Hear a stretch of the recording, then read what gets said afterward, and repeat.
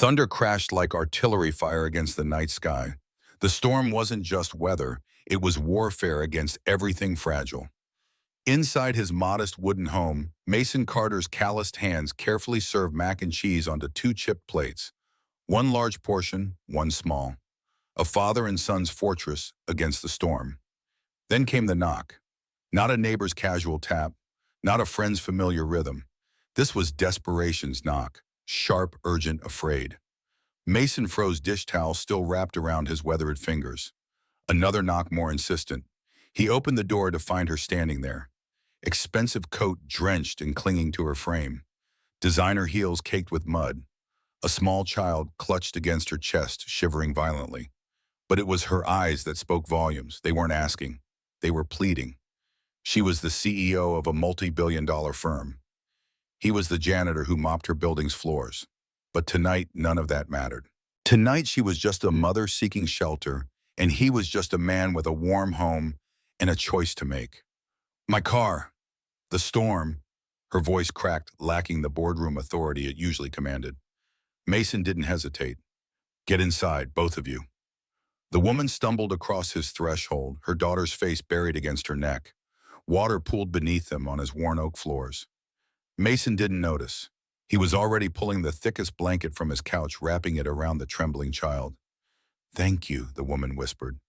Two simple words that seemed foreign on her lips, as if gratitude was a language she'd forgotten. Sit by the heater. I'll get towels. Mason said, his voice steady. Years of crisis had taught him that panic helped no one. In his small bathroom, Mason gathered every clean towel he owned. His mind raced. There was something familiar about her. The sharp jawline, the way she held herself even in distress. He'd seen her somewhere. He returned to find the woman gently drying her daughter's hair. The little girl's shivering had subsided, but her eyes remained wide with lingering fear. Is she hurt? Mason asked, kneeling to their level. Just cold and frightened, the woman replied. My car slid off the road about a quarter-mile back. Cell service is dead. We've been walking in the rain for 20 minutes before we saw your lights. Mason nodded. Smart to seek shelter in this storm. He handed her a towel. I'm Mason. That's my son, Liam's room down the hall. He's sleeping probably through all this thunder somehow. She hesitated before answering. I'm Caroline. This is Amelia. The little girl looked up at the mention of her name. Mason smiled at her, not a pity smile, but the genuine one he saved for children, the one that acknowledged their courage. Hello, Amelia. You were very brave walking through that storm. He didn't use the high-pitched voice adults often reserve for children. Just simple respect, man to child. Caroline noticed. Something flickered across her face. Surprise, perhaps. Let me check your car, Mason said, already reaching for his heavy coat. Maybe it's something I can fix. You don't have to. Storm's not letting up. If it can be fixed, better to know now. He was at the door before she could protest further. The rain hit him like cold needles. Wind threatened to rip his jacket open. Mason bent forward and pushed against nature's fury. 20 minutes of walking, she'd said. With a child, the woman was either desperate or determined, maybe both. The sleek black Audi had slid halfway into a drainage ditch, its front tire submerged in muddy water. One glance told Mason everything he needed to know. This vehicle wasn't going anywhere tonight. Back inside, he shed his dripping coat. Brake lines damaged, can't be fixed in these conditions. No apology in his voice, just facts. You're welcome to stay until morning. I can drive you to town then. Carolyn sat straighter. I wouldn't want to impose. It's not an imposition. It's what neighbors do. He moved to the kitchen. Tea. It's nothing fancy, just the grocery store brand. She nodded, clutching the towel tighter around her shoulders. Mason filled the kettle and placed it on the stove. As he reached for cups in the cupboard, he caught his reflection in the window glass. His face weathered beyond its 40 years, the scar that ran from his right temple to his jawline. A permanent reminder of the fire that had taken everything but his son. Is that your boy? Carolyn asked softly, noticing the framed photo on the refrigerator. A young boy with Mason's eyes grinning with a missing front tooth. That's Liam. He's 6. Pride softened Mason's voice. And his mother. Mason's hands stilled on the cups. Gone. Fire 2 years ago. No platitudes followed. No empty, "I'm sorry," or awkward silence. Instead, Caroline simply nodded. My husband, ex-husband, isn't in the picture either. Left when Amelia was 2. An understanding passed between them. The quiet recognition of battles fought alone. The kettle whistled. Mason poured hot water over tea bags. Nothing ceremonial about it. Just heat against cold warmth against loss. He handed her a steaming mug. Sugar. This is fine, she said, wrapping her fingers around the cup. The warmth seemed to unlock something in her. I was taking Amelia to her father's for the weekend. He canceled last minute, again, but I'd already promised her, so I thought we'd drive to my lake house instead. Then the storm hit.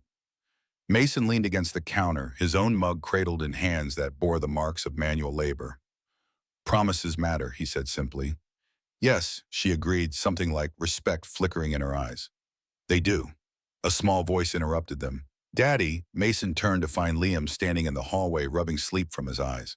The boy's dinosaur pajamas were a size too large, the result of buying things children could grow into rather than replace. Hey, buddy, we have some guests tonight. Their car broke down in the storm. Liam blinked at the strangers in his living room. No fear, just curiosity. Like when Mr. Peterson's tractor broke and he stayed for dinner. Something like that. Mason smiled. This is Miss Caroline and Amelia. Liam's attention fixed on the little girl wrapped in their family's blanket. Hi, he said, then added with the directness of childhood, do you like dinosaurs? From beneath the blanket, Amelia nodded slightly. I have lots. Want to see? Before any adult could intervene, Liam had disappeared back to his room, returning moments later with a plastic container of dinosaur figures. He set it on the floor and began arranging them by species, narrating their names with scientific precision. Amelia's eyes widened. Slowly, she slid from her mother's lap to the floor, still clutching the blanket around her shoulders. Caroline started to protest, but Mason shook his head slightly. Let them be kids, he said quietly. Sometimes that's the best medicine for fear. They watched as Liam carefully handed Amelia a purple brontosaurus, his prized possession. Not forced sharing, or no, genuine unprompted generosity. You've raised him well, Caroline observed. Mason's eyes never left his son. I'm trying. The storm outside intensified, rain lashing against windows like it wanted entry. Inside, 2 children created their own prehistoric world on a worn carpet, oblivious to the adult complexities surrounding them. The fire, Caroline said after a long silence. Was it your home? Mason's jaw tightened almost imperceptibly. Yes, electrical fault in the walls. Nothing anyone could have predicted. His hand unconsciously touched the scar on his face. I got Liam out first. Went back for Sarah. The words came mechanically, divorced from emotion through repetition. Roof collapsed before I could reach her.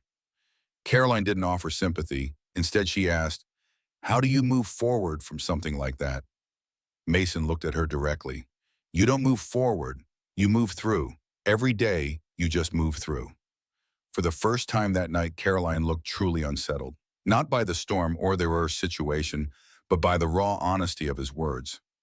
I should check that the roof isn't leaking, Mason said, ending the moment.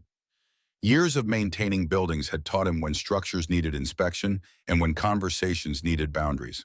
As he climbed the short ladder to the attic access, Mason's mind finally connected the dots. Carolyn Blake, CEO of Blake Dynamics. The woman whose name was on his paychecks. The woman who had walked past him a dozen times in the building lobby without a glance of recognition. Now she sat on his second-hand couch drinking grocery store tea. The roof was holding. No leaks yet.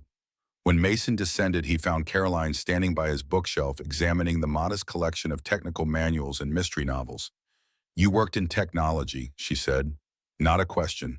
Systems, security, before I became the man who mops your building's floors.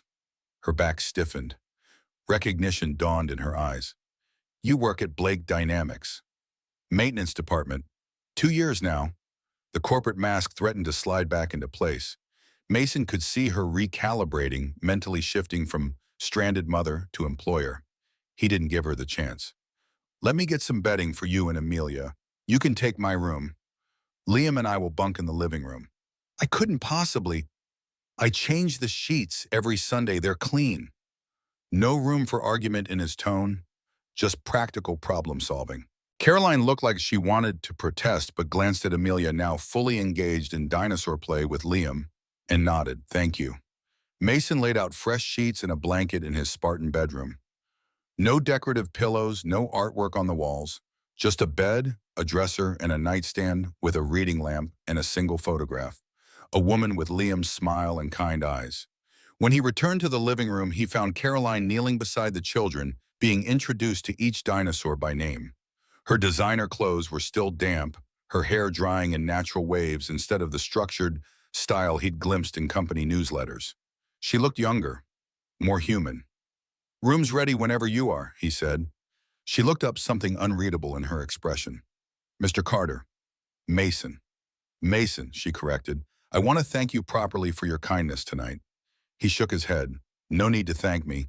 I didn't open my door to the CEO of Blake Dynamics. I opened it to a mother and child caught in a storm." The honesty caught her off guard. "Nevertheless," she said, regaining composure, "your hospitality won't be forgotten." Mason smiled faintly. "Ms. Blake, in my experience, kindness is almost always forgotten once the storm passes. It's human nature." Before she could respond, a tremendous crash of thunder shook the house. The lights flickered once, twice, then died.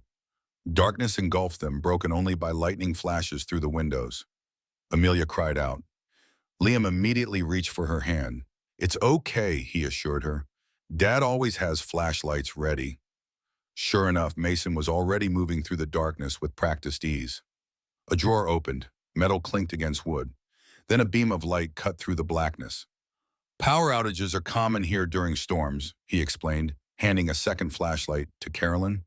"The backup generator should kick in for essential circuits." As if on cue, the refrigerator hummed back to life, and a single lamp in the corner illuminated. "Essential circuits?" Carolyn asked. "Refrigerator, one heating, vent, one light. Enough to get by." He moved to the fireplace, kneeling to arrange kindling and logs. "This will give us better heat and light." Caroline watched as he methodically built a fire, each movement efficient and purposeful. No wasted effort, no uncertainty. The flame caught small at first, then growing steadily. The firelight cast his profile in sharp relief, the strong jawline, the scar more pronounced in the flickering light. A face that had weathered storms, both literal and metaphorical. "Were you always in systems security?" she asked, settling back on the couch as the children returned to their play, fear forgotten in the adventure of flashlights and firelight. Mason added another log before answering. "Army first, 8 years, then private sector. Built security systems for financial institutions mostly." "That's quite a leap to maintenance work." A log shifted in the fire. Sparks spiraled upward. "After the fire, after Sarah, I couldn't focus. Made mistakes. And security mistakes cost jobs, reputations, millions of dollars." His voice remained even matter of fact. "Nobody wants a security expert who can't concentrate. But buildings always need fixing. Leaky pipes don't care if your mind sometimes wanders to places it shouldn't." The raw honesty silenced her. In Caroline's world, the world of boardrooms and shareholders, vulnerability was weakness. Failure was unacceptable. Yet here was a man who acknowledged both without shame, not flaunting his wounds but not hiding them either. "Daddy, I'm hungry," Liam said, breaking the moment. Mason checked his watch. "It's late, but I think emergency sandwiches are called for. How about you, Amelia, hungry?" The little girl, now sitting comfortably next to Liam, nodded shyly. "Peanut butter and jelly coming up." Unless, he glanced at Caroline. "Any allergies I should know about?" "No allergies," she replied. "But you don't have to feed us." "Everyone eats in this house," Mason said simply, already heading to the kitchen. Carolyn followed, taking the flashlight with her. "Let me help." In the kitchen, they worked side by side, an unlikely team. The CEO spreading peanut butter while the maintenance man sliced apples. The domesticity of it struck Caroline as surreal. Hours ago, she'd been reviewing quarterly projections in her corner office. "Liam seems very resilient," she observed, watching Mason cut the crusts off his son's sandwich with the precision of long practice. "Kids adapt better than we do," Mason replied. "They live more in the present. It's us adults who get stuck in the past or worried about the future." A comfortable silence fell between them, broken only by the sound of the knife against the cutting board. Lightning flashed outside, followed by thunder that seemed more distant now. "How do you do it?" Carolyn asked suddenly. "Raise him alone and work full-time. Keep going after everything you've lost." Mason continued slicing apples, his hands never faltering. One day at a time, sometimes 1 hour at a time. He arranged the apple slices around the sandwiches, creating simple smiley faces on each plate. "And I remember what my father taught me. A man's worth isn't measured by what he owns or what title he holds. It's measured by what he does when life gets hard." He looked up, meeting her gaze directly. "We all have our storms, Ms. Blake. Some are just more visible than others." Carolyn felt something shift inside her. A recognition, perhaps, that this man saw through the corporate armor she'd spent years perfecting. It was unsettling. It was also strangely liberating. They brought the food to the children, who had created an elaborate dinosaur civilization on the living room floor. Mason sat cross-legged beside them, listening intently as Liam explained the complex social hierarchy of the prehistoric society they'd invented. Carolyn remained on the couch watching this father who had lost everything except what mattered most. He laughed at his son's jokes, asked thoughtful questions about the dinosaur world, gently encouraged Amelia to share her ideas too. Not once did he check the time or show impatience. In Caroline's world, time was currency, always measured, always insufficient. Her attention was perpetually divided, her mind constantly calculating the opportunity cost of every interaction. Even with Amelia, she found herself thinking of emails that needed responses, meetings that required preparation. But Mason was fully present. His world had narrowed to this moment, these children, this simple meal shared in Firelight during a storm. When the sandwiches were gone and eyelids grew heavy, Mason announced it was bedtime. Liam protested half-heartedly, but there was a rhythm to their nighttime routine that brooked no serious argument. "You can leave the dinosaurs right where they are," Mason assured both children. "Their civilization will be waiting in the morning." Caroline stood to guide Amelia toward the offered bedroom, but her daughter clung to Liam's side, reluctant to leave her new friend in the comfort of their created world. "She can stay in my room," Liam offered. "I have a sleeping bag that's really cool. It has stars that glow in the dark." Mason looked to Caroline for approval. After a moment's hesitation, she nodded. "If you're sure it's no trouble." "No trouble," Mason assured her. "Liam's room has twin beds anyway. I can set up on the couch." He helped the children prepare for bed, finding a spare toothbrush for Amelia, making sure Liam actually used his, checking that both had water within reach. Carolyn observed his bedtime protocol with interest. It was methodical but warm, structured but loving. When the children were settled, Mason returned to the living room where Caroline sat by the fire. "The storm's passing," he said, gesturing toward the windows where the rain had gentled to a steady patter. "Probably be clear by morning." Carolyn nodded, staring into the flames. "I should thank you again." "Like I said, no need." Mason settled into the armchair opposite her. The leather was cracked with age, but the chair bore the comfortable indentation of a man who'd spent many evenings reading beside the fire. "Your son offered his most prized dinosaur to my daughter within minutes of meeting her," Caroline said after a pause. "That kind of generosity isn't common."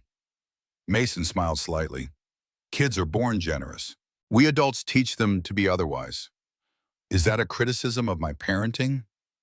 A defensive edge crept into her voice. "Not at all." Mason's tone remained even. "Just an observation about the world we live in. We teach children to compete before we teach them to care." She couldn't argue with that. Her own corporate philosophy was built on competitive advantage, on outmaneuvering rivals, on securing the largest market share. "Your world and mine are very different," she said finally. Mason looked around his modest living room. The second-hand furniture, the bookshelves made from repurposed pallets, the patched curtains. Then back to her with her manicured nails and subtle designer logos. "Maybe not as different as you think." He leaned forward, firelight casting shadows across his features. "We both wake up every morning with responsibilities, people who depend on us, problems that need solving." He gestured toward the hallway where the children slept. "We both want our kids to have better than we had. We both know what it's like to face the world alone." Carolyn found herself without a ready response. In her corporate life, she always had the last word, the perfect rebuttal. But Mason's simple wisdom stripped away pretense. A log settled in the fireplace, sending sparks dancing upward. Outside, the storm continued its retreat, thunder now a distant grumble rather than an immediate threat. "You should get some rest," Mason said, standing. "Take my room, I'll be fine out here." "I couldn't." "You can and you will." His tone was firm, but not unkind. "You've had a harder night than I have." Too exhausted to argue, Caroline nodded. "Thank you, Mr. Carter." "Mason," he corrected again, a faint smile touching his lips. "Mason," she repeated softly. In his bedroom, Caroline sat on the edge of the neatly made bed. The photograph on the nightstand caught her attention. Mason's late wife, she presumed. The woman was laughing her arm around a much younger Liam. They had the same expressive eyes. Caroline's gaze moved around the sparse room. No television, no computer, just books on the nightstand, a mystery novel, a technical manual on electrical systems, and a well-worn copy of To Kill a Mockingbird. The simplicity was foreign to her. Her own bedroom featured a custom king-size bed, an integrated smart home system, and a walk-in closet larger than this entire room. Yet something about this space felt more like a home than her luxury penthouse ever had.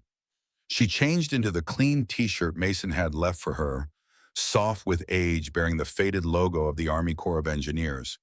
The fabric smelled of simple laundry detergent and carried the indefinable essence of a home where people truly lived, not just resided. Sleep came surprisingly easily, her usual insomnia quieted by the rhythmic sound of rain and the lingering warmth of human kindness. Morning arrived with gentle persistence, sunlight filtering through curtains that had seen better days. For a moment, Carolyn was disoriented. Then memory returned. The storm, the broken car, the unexpected sanctuary. She dressed quickly in her now dry clothes and made her way to the kitchen, following the scent of coffee. Mason stood at the stove, spatula in hand, expertly flipping pancakes while Liam set the table. No sign of Amelia yet.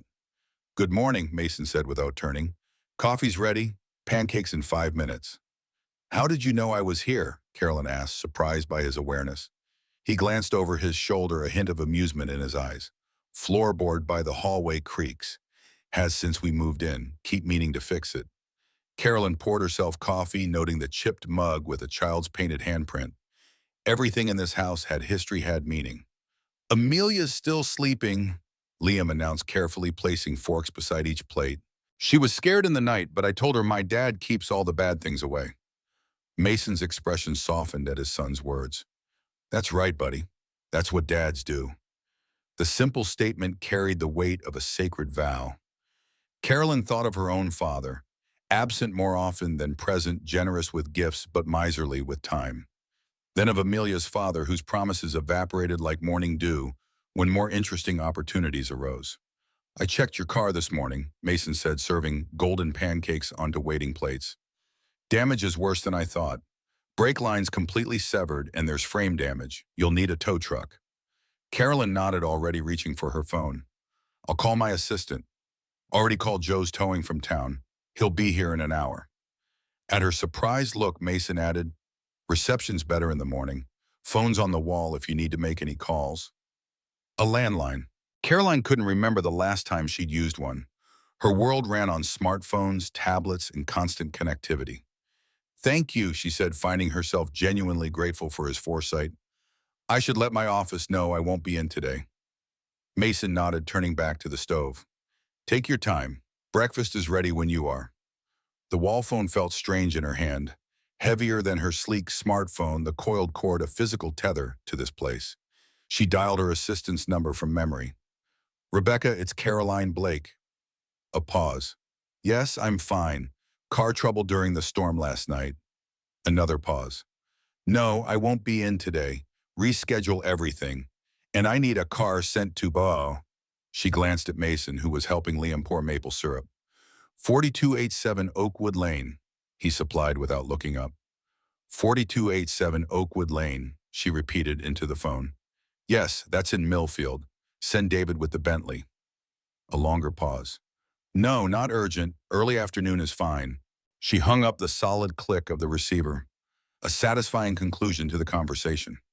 When she turned back, Amelia had appeared, hair tousled from sleep, still wearing her clothes from yesterday. The little girl made a beeline for Liam, who promptly showed her the proper way to pour syrup on pancakes, in a careful spiral, never rushing. They ate together at the small kitchen table, two single parents and two children, an improvised family unit created by circumstance. The conversation flowed easily, centered around the children's dinosaur adventures and plans for the day. The sun's out, Mason observed, glancing out the window at the transformed landscape. Last night's threatening darkness had given way to brilliant morning light. Perfect weather for fixing that bicycle chain in the garage. What do you think, Liam? Should we show the ladies before they leave? Liam nodded enthusiastically. I've been helping Dad fix my bike, he told Amelia proudly. I know all the tools' names now. Can I see? Amelia asked, the most words Caroline had heard from her daughter since arriving. Of course, Mason answered. We've got time before the tow truck comes. After breakfast, they gathered in the small detached garage. Unlike the house, which bore the comfortable disorder of daily life, Mason's workshop was meticulously organized. Tools hung on pegboards in size order, drawers labeled with precise handwriting, a workbench clean enough to eat from. This is where Dad fixes everything, Liam announced, gesturing around the space with proprietary pride. Mason lifted a child's bicycle onto the workbench. Liam's birthday present from last year. Chain keeps slipping off the gear. We're replacing it today. He demonstrated each step with patient precision, loosening bolts, removing the old chain, measuring the new one. Liam handed him tools before he asked a well-rehearsed dance between father and son. Carolyn watched in fascination. In her world, broken things were discarded and replaced. The concept of repair, of taking the time to understand a problem, to get one's hands dirty in the process of fixing, was foreign. Amelia scooted closer to the workbench, eyes wide with interest. Can I help too? She asked tentatively. Without hesitation, Mason pulled over a sturdy crate for her to stand on. Absolutely. We need someone to hold these bolts very carefully. Think you can them? The girl nodded solemnly, cupping her small hands to receive the metal pieces. Mason showed her how to sort them by size, explaining the purpose of each one in simple terms. Carolyn observed the scene with a complex emotion she couldn't immediately identify. Amelia rarely showed interest in activities outside her ballet lessons and iPad games. Yet here she was fully engaged in a mechanical task, face alight with concentration. Your daughter has good hands, Mason commented quietly to Caroline. Steady, patient. That's rare in kids her age. Pride mingled with an unexpected pang of something like regret. How had she never noticed this quality in her own child? The repair progressed with Mason guiding both children through each step. He never rushed, never showed frustration when small fingers fumbled. Instead, he offered encouragement, specific praise, and the occasional gentle correction. That's it, he told Amelia as she carefully placed a bolt exactly where he had indicated. Perfect position. You've got a natural talent for precision work. The girl beamed under his approval. Carolyn couldn't remember the last time she'd seen that particular expression on her daughter's face. Pure, uncomplicated joy in accomplishment. When the bicycle chain was finally installed, Mason stepped back. All right, Chief Engineer, he said to Liam, take it for a test ride. As Liam pedaled triumphantly around the driveway, the sound of an approaching vehicle drew their attention. Not the expected tow truck, but a sleek black sedan that seemed out of place on the rural lane. That's Derek's car, Amelia whispered, suddenly shrinking against Carolyn's side. Mason's expression shifted almost imperceptibly, a slight narrowing of the eyes, a firming of the jaw. He wiped his hands methodically on a shop rag, every movement controlled. The car stopped at the end of the driveway. A man emerged, tall, impeccably dressed despite the early hour, moving with the entitled confidence of someone accustomed to deference. Caroline, he called, striding toward them. Rebecca said you were stranded at some janitor's house. His voice carried clearly across the yard, the dismissive tone unmistakable. Mason's posture straightened, but his expression remained neutral, protective rather than confrontational. Derek, Carolyn acknowledged coolly. What are you doing here? Coming to rescue you, of course. Derek's gaze swept over Mason's modest home with poorly disguised disdain. You couldn't possibly be comfortable in these circumstances. Mason stepped forward, positioning himself slightly between Derek and the others. Not aggressive, just present. Mr. Carter, he introduced himself, extending a hand. Mason Carter. Derek glanced at Mason's hand, still bearing traces of bicycle grease, and made no move to shake it. Derek Holston, I'm here to collect my family. Ex-family, Caroline corrected sharply. And we're fine, Derek. The tow truck is coming for my car. My driver will be here this afternoon. Derek's attention shifted to Amelia, who had edged behind Mason's leg. Princess, come give Daddy a hug. I've come to take you home. The little girl didn't move. Derek's expression darkened. Amelia, come here now. Mason's voice cut through the tension, quiet but firm. The young lady seems comfortable where she is, Mr. Holston. Derek's head snapped up, eyes narrowing. Excuse me, who exactly do you think you are? Just a man who believes children shouldn't be ordered around like toshis, Mason replied evenly. No raised voice, no threatening stance, just calm certainty. Derek took a step forward. Listen, maintenance man. No, you listen. Carolyn moved to stand beside Mason, her corporate authority fully restored. You canceled our arrangements yesterday. You forfeited your weekend. You don't get to show up unannounced and make demands. Derek's face flushed with anger. I had a business emergency. You always have a business emergency. Carolyn cut him off. Meanwhile, Mason here took in two strangers during a storm, fed us, gave up his bed, fixed my daughter's breakfast, all without complaint or expectation. Her voice hardened. That's what real men do, Derek. They show up when needed, not when convenient. The air between them crackled with tension. Derek shifted his weight, clearly unused to being challenged. This isn't over, Caroline, he said finally. My lawyer will be in touch about revisiting our custody arrangement. Your lawyer is welcome to call my lawyer, Caroline replied coolly. I have excellent documentation of your canceled weekends. Derek's jaw tightened. He glanced once more at Amelia, who remained partially hidden behind Mason. Something like genuine hurt flashed across his features before the mask of indignation returned. We'll discuss this later, he said, turning back toward his car. In private. They watched in silence as he drove away, gravel spraying from beneath his tires. I'm sorry about that, Caroline said once the car had disappeared from view. Mason shook his head. No need to apologize for someone else's behavior. Amelia tugged at Mason's pant leg. Thank you, she whispered, the words barely audible. He knelt to her level. For what, kiddo? For not making me go with him when he was angry. Mason's expression softened. No one should ever have to go anywhere with someone who's angry, not even if that someone is your dad.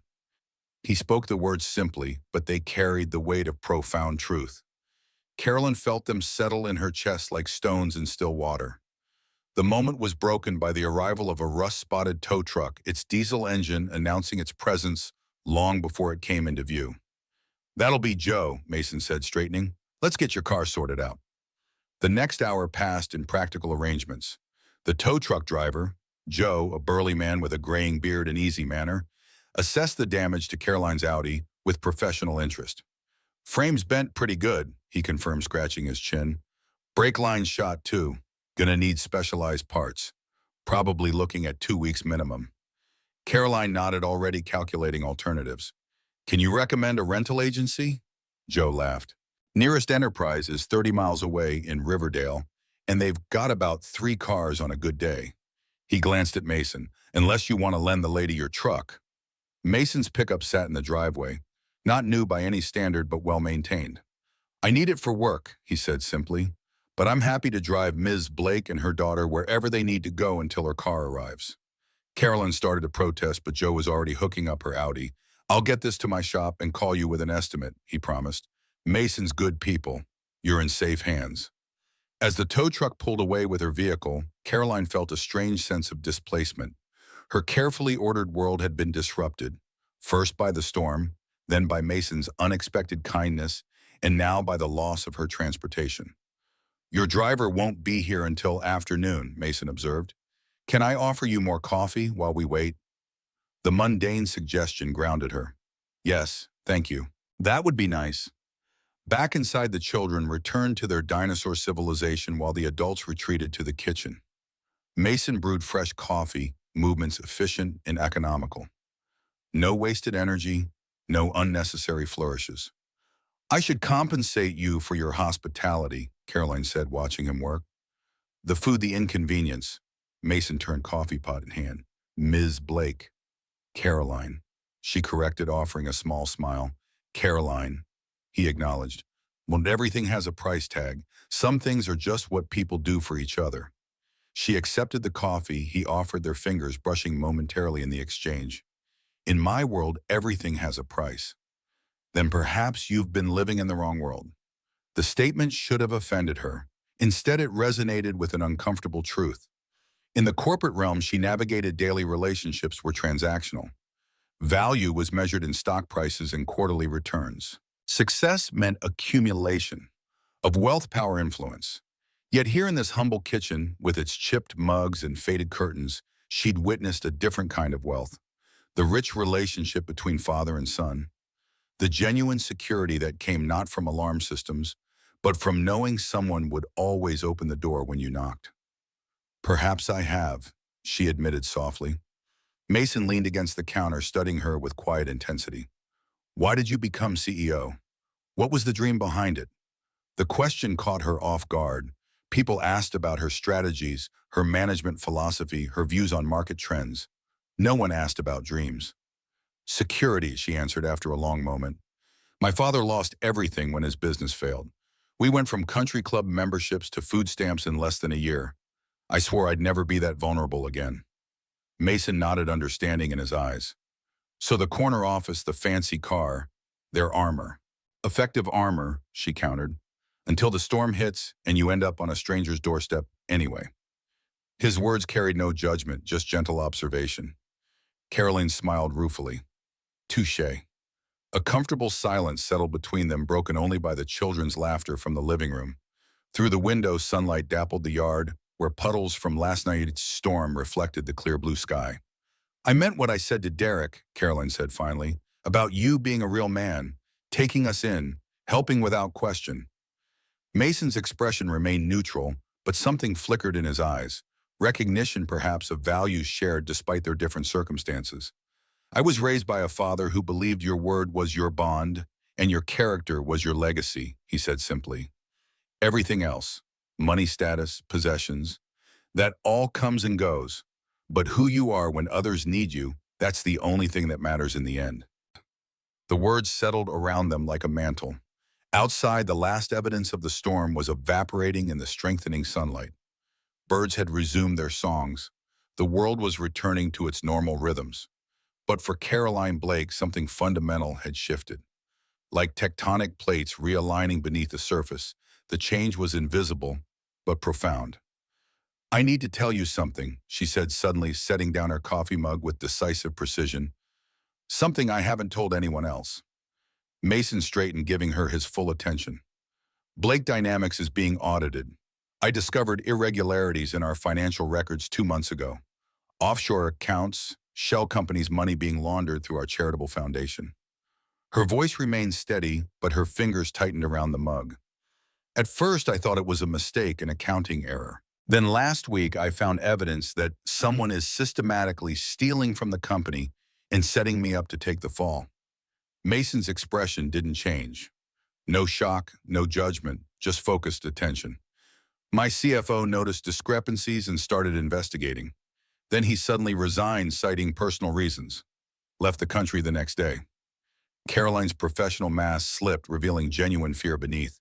If this gets out, everything I've built is gone. My reputation, the company, my ability to provide for Amelia.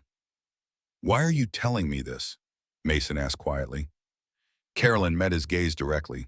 Because last night, for the first time in years, I felt safe. Not because I had control, but because someone else didn't expect me to have all the answers. Mason absorbed her words, his scarred face thoughtful in the morning light. Do you have proof, documentation of the fraud?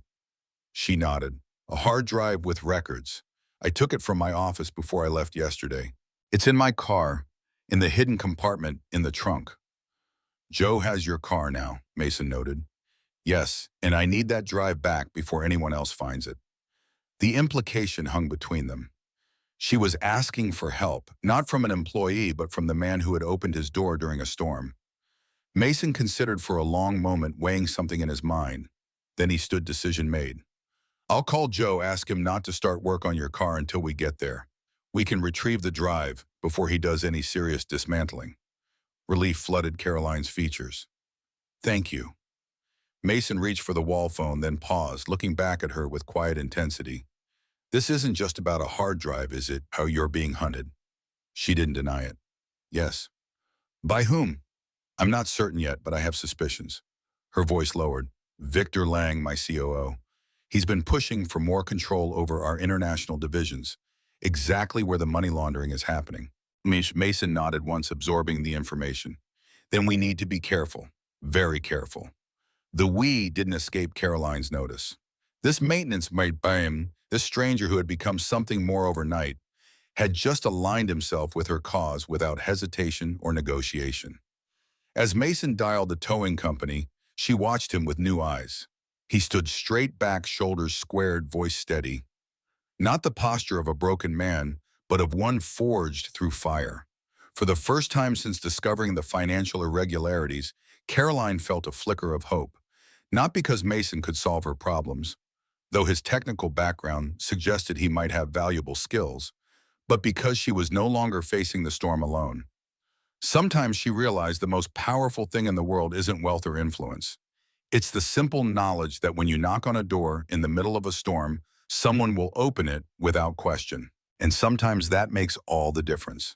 Joe's towing yard sprawled across 3 acres of gravel and concrete, a mechanical graveyard where vehicles awaited resurrection or final judgment. The morning sun reflected harshly off windshields and chrome bumpers. In one corner, Caroline's Audi sat like a wounded animal, its elegant lines now marred by the collision. Mason's pickup truck rumbled to a stop beside the office trailer. "Wait here with the kids," he said, his voice carrying the quiet authority of someone accustomed to crisis management. "Better if Joe doesn't realize the importance of what we're looking for." Carolyn nodded, her manicured hand resting protectively on Amelia's shoulder. The contrast was striking. Her designer watch catching sunlight next to her daughter's small fingers clutching a plastic dinosaur borrowed from Liam. Inside the trailer, Joe looked up from his paperwork. "Mason wasn't expecting you so soon. Thought I'd take a look at Blake's car before you start dismantling it. Might have left something important in there." Joe waved toward a pegboard of keys. "Help yourself. Not starting on it till tomorrow anyway. Got 3 transmissions ahead of it." Mason selected the Audi's key, his weathered fingers decisive. No wasted movement, no hesitation. "Appreciate it, Joe. Won't be long." Back at the pier, Mason opened the trunk with practiced efficiency. "Where's this hidden compartment?" Carolyn leaned in her shoulder, brushing against his as she reached toward the trunk's carpeted lining. "There's a release catch under here. Right about—" A soft click interrupted her words as a panel slid open, revealing a shallow recess. Inside lay a sleek external hard drive, innocuous in appearance, the kind of device that could hold family photos or business presentations, or evidence of crimes worth millions. Caroline's fingers trembled slightly as she reached for it. Mason noticed but said nothing. "This is it," she whispered, clutching the drive like a talisman. "Everything I've found so far." Mason nodded once. "Let's go." They returned to the truck where the children waited, immersed in their own world of dinosaur adventures across the dashboard. Neither adult spoke as they pulled away from the towing yard, the hard drive now secured in Caroline's purse. The rural road stretched before them, bordered by fields still glistening with last night's rainfall. The storm had washed everything clean, leaving behind a world that seemed newer, fresher, more honest. "We should check what's on it," Mason said, finally breaking the silence. "Make sure it's what you think it is." "Yes," Caroline agreed, "but not at your house. If someone's looking for this, I don't want to lead them to your door." Mason's hands tightened imperceptibly on the steering wheel. "You think they'd go that far?" "We're talking about billions, Mason. People have killed for far less." He absorbed this information with the same steady calm he'd shown throughout their acquaintance. No panic, no overreaction, just a slight narrowing of his eyes as he recalculated risk factors. "Library in town has private study rooms and computers," he suggested. "But first we need to get the kids somewhere safe." Caroline checked her watch, a discreet Patek Philippe that cost more than Mason's truck. "My driver will be at your house in a few hours. I could have him take Amelia to my sister's in Hartford. Liam too," Mason added. "They should stay together. Safer that way." The implication hung between them. Whatever lay ahead might be dangerous. The children needed to be removed from the equation. Your sister trustworthy? Mason asked bluntly. Most people would have taken offense at the question. Caroline merely nodded. Completely. She's a federal judge, lives in a gated community with security. Good. Mason made a decision. We'll send the kids with your driver. Get them clear of whatever this is, then we look at that drive. They returned to Mason's house to prepare. While Caroline called her sister to arrange the children's visit, Mason packed Liam's overnight bag. He moved with military precision. Clothing, toothbrush, favorite book, The Stuffed Bear, that still provided comfort on difficult nights. Dad, is this a vacation? Liam asked, watching his father's methodical packing. Mason knelt to his son's level, hands steady on the small shoulders. It's an adventure, buddy. You and Amelia are going to visit her aunt for a couple of days, while Ms. Blake and I take care of some important business. Liam's eyes, so much like his mother's, studied Mason's face with surprising perception. Is it dangerous business? Mason didn't lie. Could be. That's why I need you somewhere safe. Can you be brave for me? Keep an eye on Amelia, too.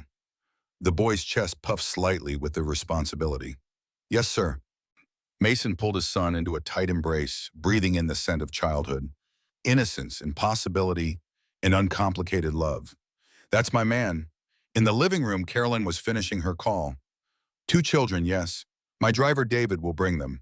They'll need the guest room prepared.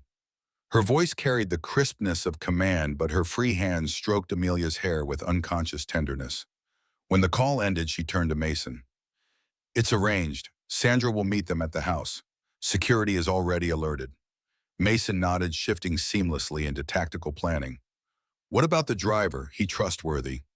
David's been with me for 8 years, former Secret Service, and he's armed. She added the last detail without inflection, but the message was clear: the children would be protected. The waiting stretched time like taffy minutes, elongating with tension. Mason brewed coffee they didn't really want. Caroline checked her phone for emails she couldn't focus on. The children, sensing the adults' unease, played more quietly than usual, dinosaurs migrating in silent herds across the living room carpet. When the sleek Bentley finally appeared in the driveway, Mason's shoulders loosened fractionally. One problem solved. The children would be safe. The driver, David, stepped out ramrod straight in his tailored suit. His eyes scanned the surroundings with professional assessment before approaching the house. Ms. Blake, he greeted with a respectful nod. Then, with the barest hesitation, Mr. Carter. Mason sized up the man with a veteran's instinct. Late 40s, military bearing, eyes that noticed everything. Good. The children need to go to Sandra's, Caroline explained. Directly there, no stops. I've texted you the security codes for entry. David nodded once. Understood, ma'am. His gaze flickered briefly to Mason, then back to his employer. Will you be following later? No, Mr. Carter and I have business to attend to first. I'll call when we're ready to be picked up. If David found anything unusual in these instructions, his professional demeanor revealed nothing. Very good, ma'am. The bags. Mason retrieved the children's overnight bags from the bedroom. The goodbye was brief, necessarily so. Too much emotion might frighten the children, suggest a separation more significant than a few days' adventure. Mind your manners at Mrs. Andra's, Mason told Liam, straightening the boy's collar in a gesture of normalcy.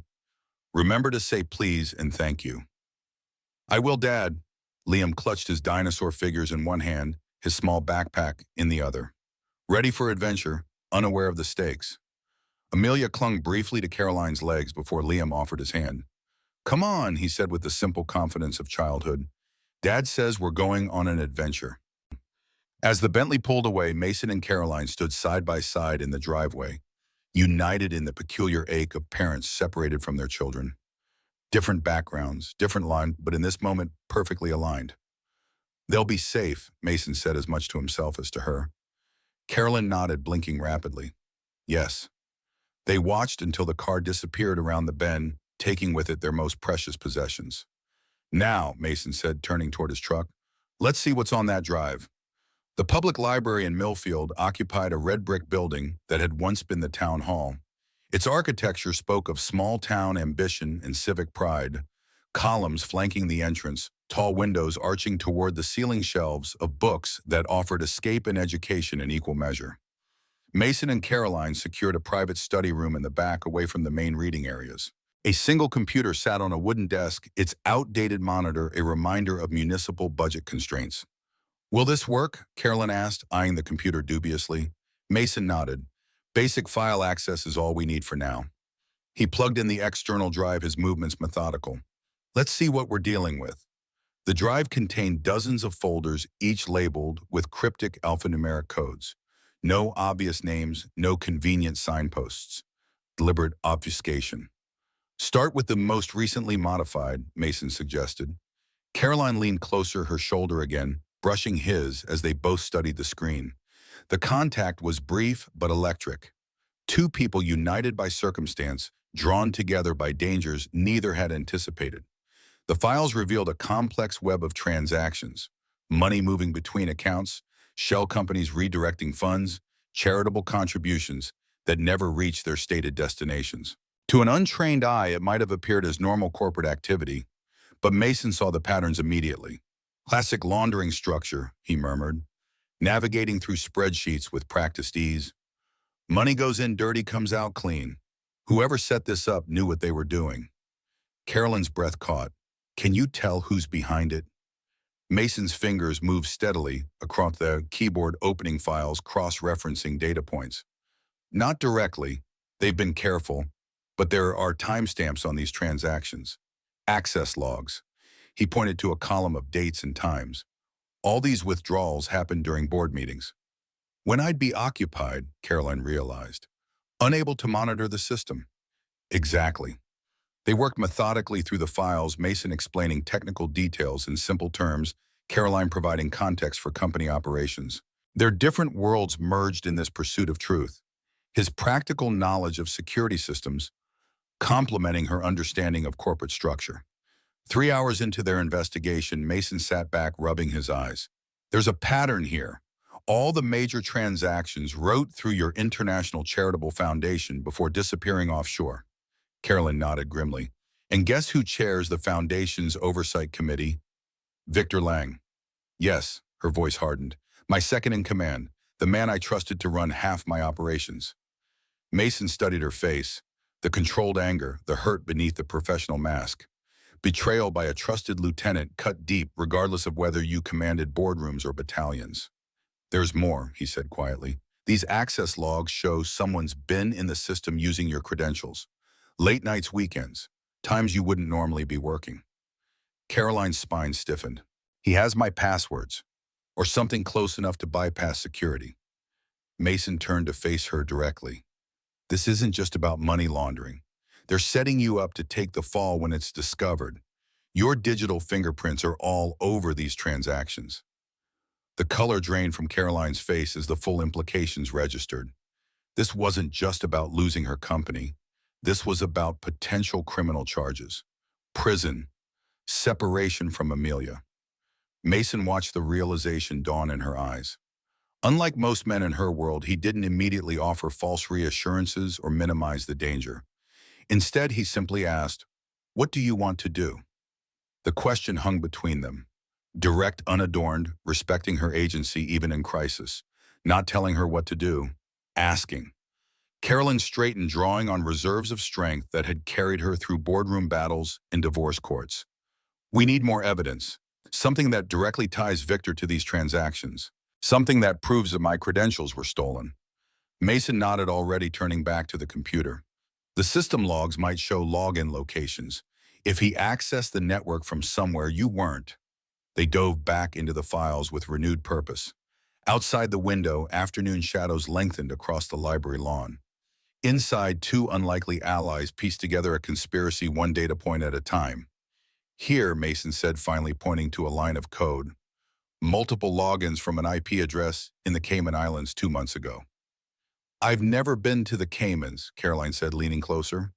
"But according to the company calendar, Victor was there for a banking conference." Mason's voice remained steady, but satisfaction colored his words. "He got sloppy." Carolyn's lips curved in a predatory smile. "Yes, he did."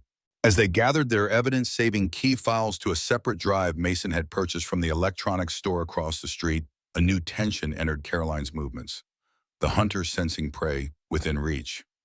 "We need to move quickly," she said. "If Victor suspects I'm onto him—" The library door swung open, interrupting her.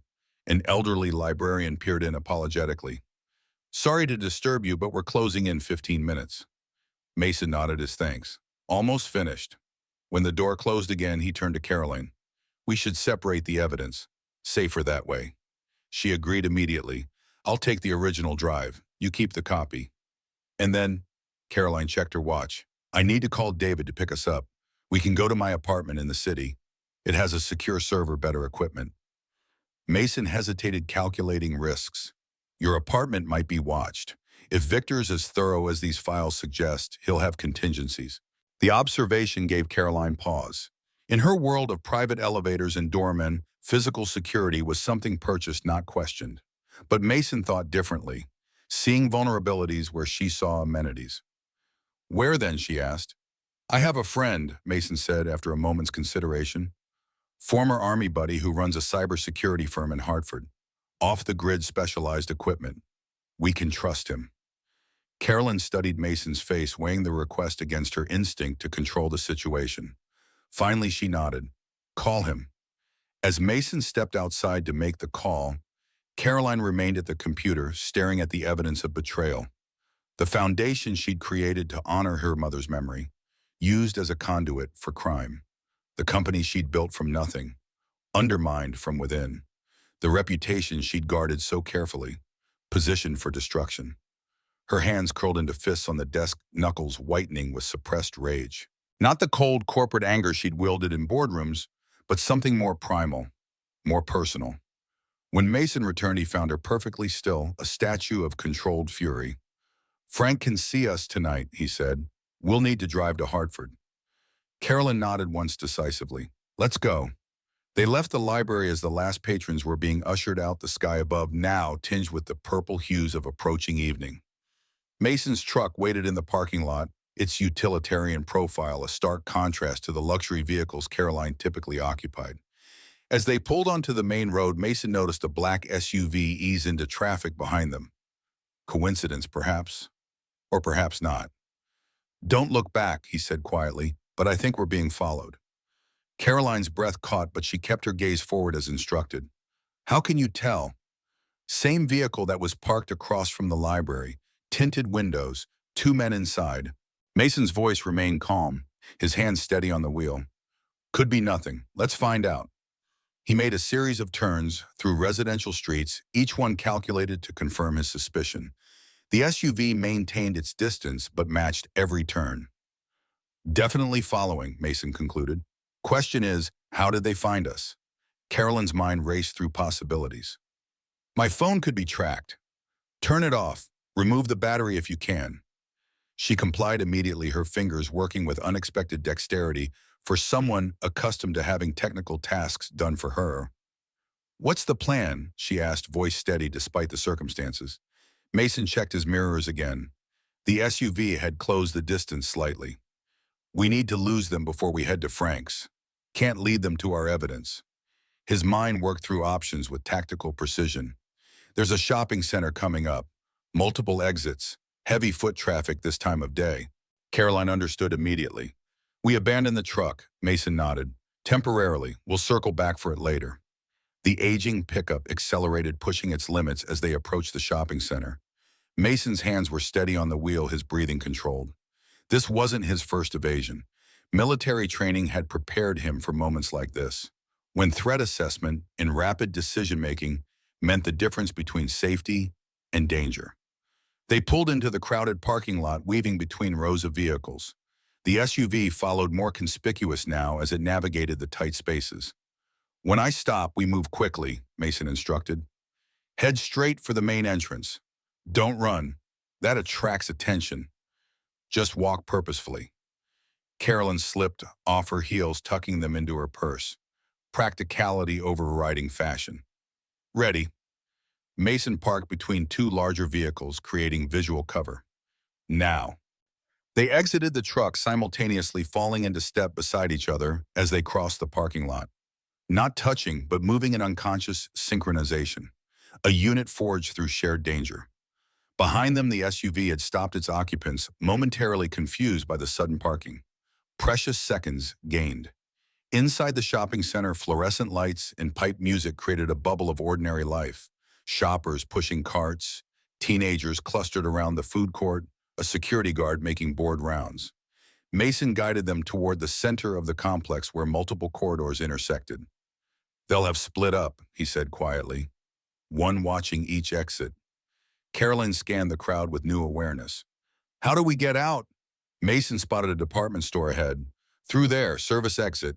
He glanced at her designer clothes, conspicuous in this everyday setting. "But first we need to blend in better." Understanding immediately, Caroline followed him into the store. They moved efficiently through the racks, selecting items that would change their silhouettes without drawing attention. A baseball cap and windbreaker for Mason, a hooded sweatshirt and jeans for Caroline. In adjacent fitting rooms, they transformed themselves. Caroline emerged looking like any suburban mother. Comfortable clothes, minimal makeup, visible beneath a hood designer purse, now concealed in a shopping bag. Mason had removed his work shirt, the windbreaker zipped over his t-shirt cap, pulled low over his eyes. They paid in cash, then made their way toward the back of the store where employees occasionally slipped through a service door. "Wait for someone to go through," Mason murmured. "Then we follow before it closes." Moments later, a young employee pushed through with a hand truck of inventory. Mason timed their approach, perfectly catching the door just as it was swinging shut. They slipped into the service corridor beyond, a utilitarian space of concrete floors and exposed pipes. "This way," Mason directed, leading them past storerooms and break areas toward a loading dock at the rear of the building. Outside, delivery trucks lined up at various bays. Workers in uniforms moved packages and pallets with practiced efficiency. None spared a glance for the couple emerging from the building, just two more people in a busy world. "Now what?" Carolyn asked, keeping her voice low. Mason surveyed their options. "We need transportation." As if in answer, a taxi pulled up to discharge a passenger at the edge of the loading area. Mason nudged Caroline forward. Perfect timing. Inside the taxi, Mason gave the driver an address in Hartford's business district. Not Frank's actual location, but close enough to walk the remaining distance. As the vehicle pulled away from the shopping center, both passengers fought the urge to look back. The taxi merged into evening traffic, becoming one more anonymous vehicle in the stream of headlights, now illuminating the darkening streets. Mason finally allowed himself to relax fractionally, his shoulder brushing against Caroline's in the back seat. "How did you know what to do back there?" she asked quietly. Mason's eyes remained on the road ahead, watching for any sign of pursuit. "Army trained me for evasion scenarios. 2 tours in hostile territory teaches you to spot when something doesn't feel right." Carolyn studied his profile in the intermittent glow of passing streetlights. The strong jawline, the scar that told its own story of survival, the watchful eyes that missed nothing. "Thank you," she said simply. Mason glanced at her, then back to the road. "We're not safe yet." "I know, but still, thank you." Something shifted between them in that moment, a recognition that transcended their different worlds. In crisis, status and wealth became meaningless. What mattered was competence, courage, character. The taxi delivered them to a gleaming office tower in downtown Hartford. Mason paid in cash, adding a generous tip with the unspoken request for discretion. They waited until the vehicle disappeared around a corner before heading in the opposite direction. "Frank's place is 6 blocks from here," Mason explained, setting a brisk pace. "Better to approach on foot, harder to track." Carolyn matched his stride, the borrowed sneakers a far cry from her usual footwear. The city hummed around them. Traffic noise, distant sirens, the collective murmur of thousands of lives intersecting in urban space. They walked in comfortable silence, alert but not paranoid. Two figures among many on a city sidewalk at dusk, anonymous by choice rather than circumstance. Frank's business occupied the top floor of a converted warehouse in a transitioning neighborhood. No sign advertised its presence. No reception area welcomed visitors. Just a steel door with a sophisticated keypad and camera system. Mason pressed the intercom button. After a moment, a gruff voice responded. "Yeah, it's Mason. You expecting me?" A pause, then the electronic lock disengaged with a heavy click. "3rd floor. Elevator's broken. Again." Mason held the door for Caroline. "Frank's security measures are a bit thorough." I'm starting to appreciate thorough, she replied. They climbed 3 flights of stairs, their footsteps echoing in the industrial stairwell. At the top floor, another steel door awaited them. This one opened before they reached it. Frank Dominguez stood in the doorway, a bear of a man with salt and pepper hair cropped close to his scalp and arms covered in colorful tattoos that disappeared beneath rolled shirt sleeves. His handshake was firm, his eyes sharp beneath bushy eyebrows. Mason, he greeted, then turned his assessing gaze to Carolyn. And this must be the CEO in trouble. Caroline Blake, she introduced herself, meeting his directness with her own. Frank nodded once, apparently satisfied by what he saw. Come in. Place isn't pretty, but it's secure. The space beyond would have given Caroline's interior decorator heart palpitations. Utilitarian furniture competed for space with servers, monitors, and equipment racks. Cables snaked across the concrete floor in organized chaos. Whiteboards covered in diagrams and code fragments lined one wall. The air smelled of coffee and electronics. Command Central, Frank announced with evident pride. Off-grid power air-gapped systems, signal jammers, active 24/7. Pentagon's got nothing on my setup. Mason smiled slightly. Frank takes his privacy seriously. Damn right I do. Frank gestured toward a workstation in the corner. That's yours for tonight. Fresh system, no network connection unless we need it. While Frank prepared the computer, Mason briefed him on their situation. The financial irregularities, the digital frame-up, the pursuit from the shopping center. Frank listened without interruption, his expression growing more serious with each detail.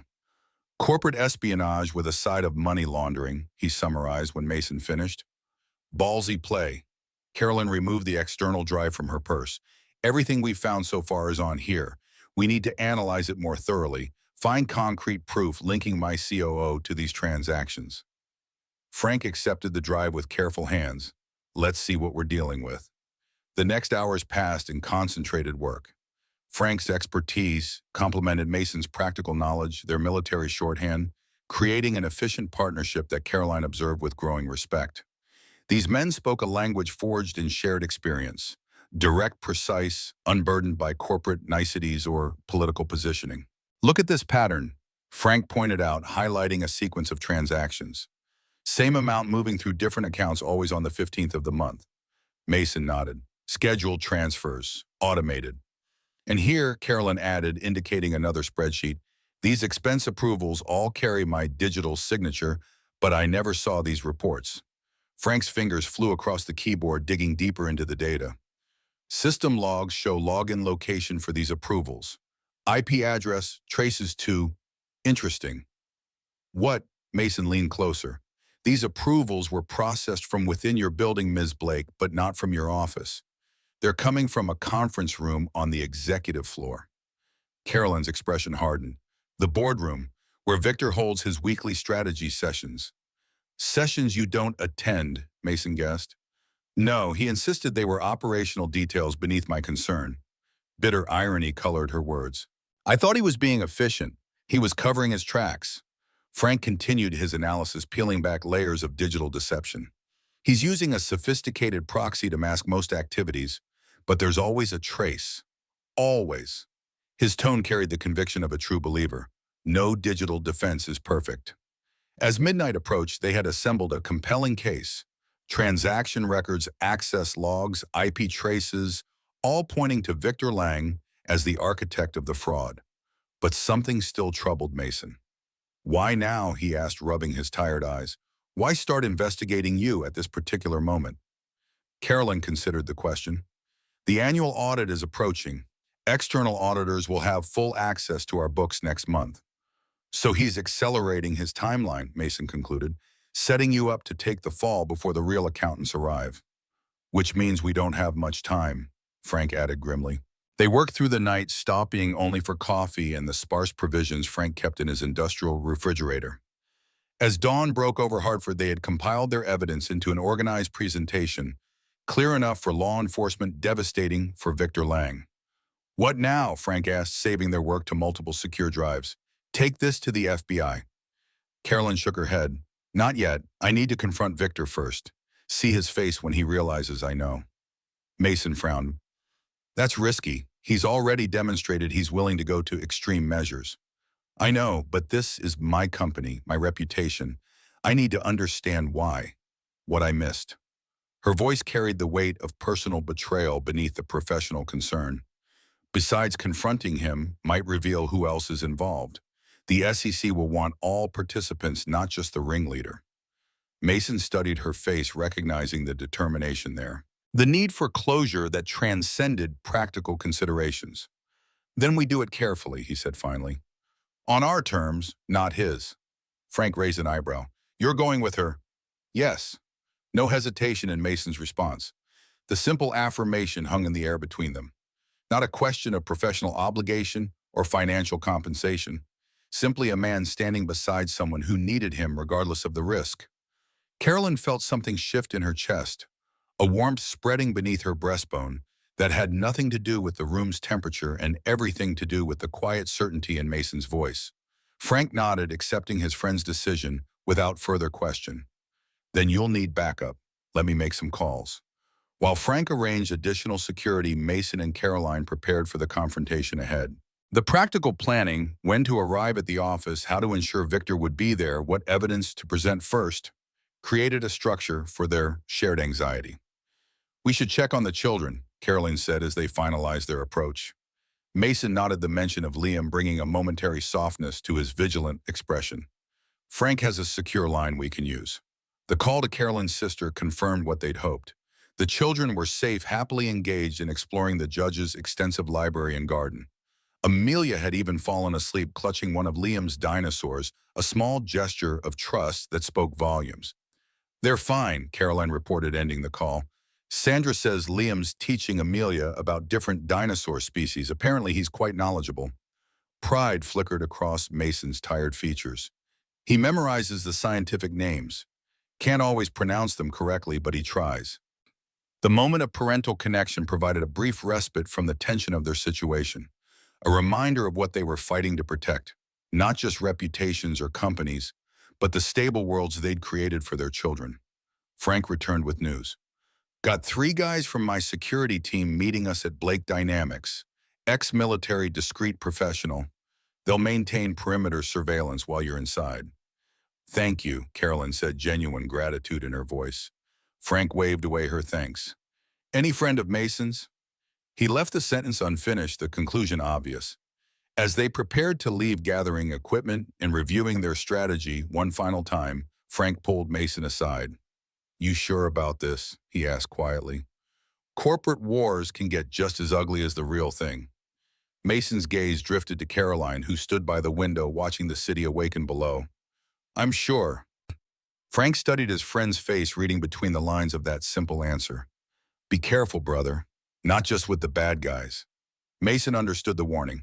Emotions complicated tactical situations, created vulnerabilities, but some risks were worth taking. Always am, he replied. They left Frank's fortress as the morning rush hour began. 3 secure drives containing identical copies of their evidence distributed between them. Insurance against catastrophe. Carolyn had changed back into her designer clothes armor for the battle ahead. Mason remained in his practical attire, the borrowed windbreaker and cap now accessories to his natural authority rather than disguises.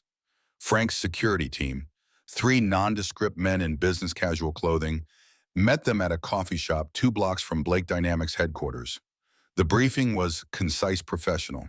Positions established, communication protocols confirmed, extraction routes identified if things went sideways. As they approached the gleaming glass tower that housed Caroline's corporate empire, Mason felt her tension rising.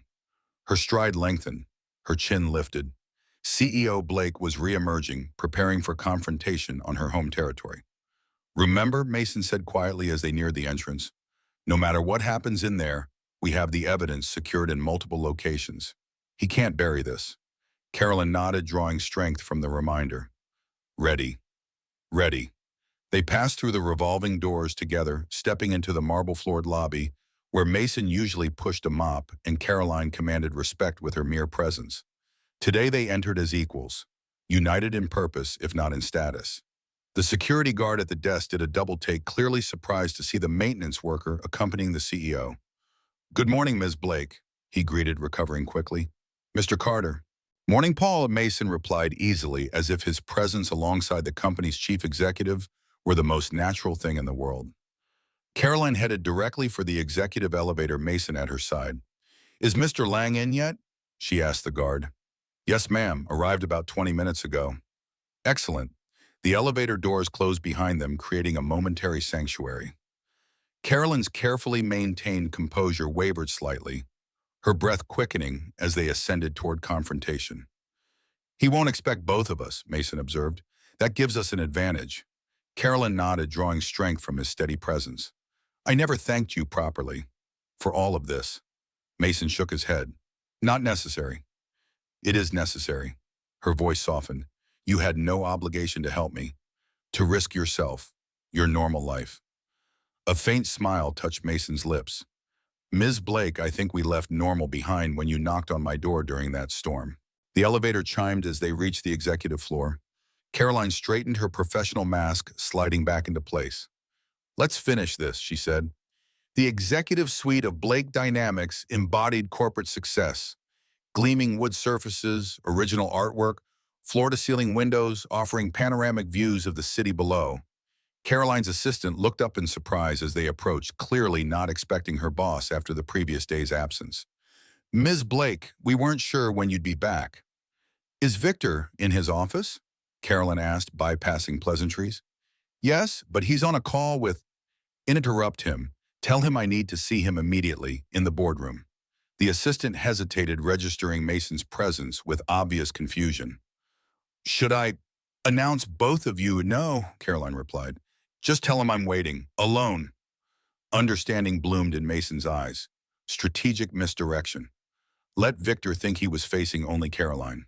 The surprise of Mason's presence would throw him off balance. The assistant nodded and hurried toward the COO's office, while Caroline led the way to the boardroom, an impressive space dominated by a massive table of polished mahogany. Windows along one wall showcased the corporate kingdom Caroline had built. The other walls displayed the company's achievements, awards, press clippings, photographs of Caroline with various dignitaries. Where do you want me? Mason asked, scanning the room with tactical awareness. Caroline considered. By the door. I want to see his face when he realizes you're here. Mason nodded, positioning himself where he'd be initially hidden from anyone entering. Caroline took her customary seat at the head of the table, the external drive placed deliberately before her. Power positioning, home field advantage. Minutes later, the door opened. Victor Lang strode in, tall, impeccably dressed in a tailored suit that probably cost more than Mason's monthly salary. His confident smile faltered slightly when he saw Caroline's expression. Caroline didn't expect you back so soon after your adventure. His voice carried the practiced charm that had served him well in corporate politics. Heard about your car trouble. Terrible timing with that storm. Close the door, Victor, Caroline replied, her tone glacial. He complied, still unaware of Mason's presence behind him.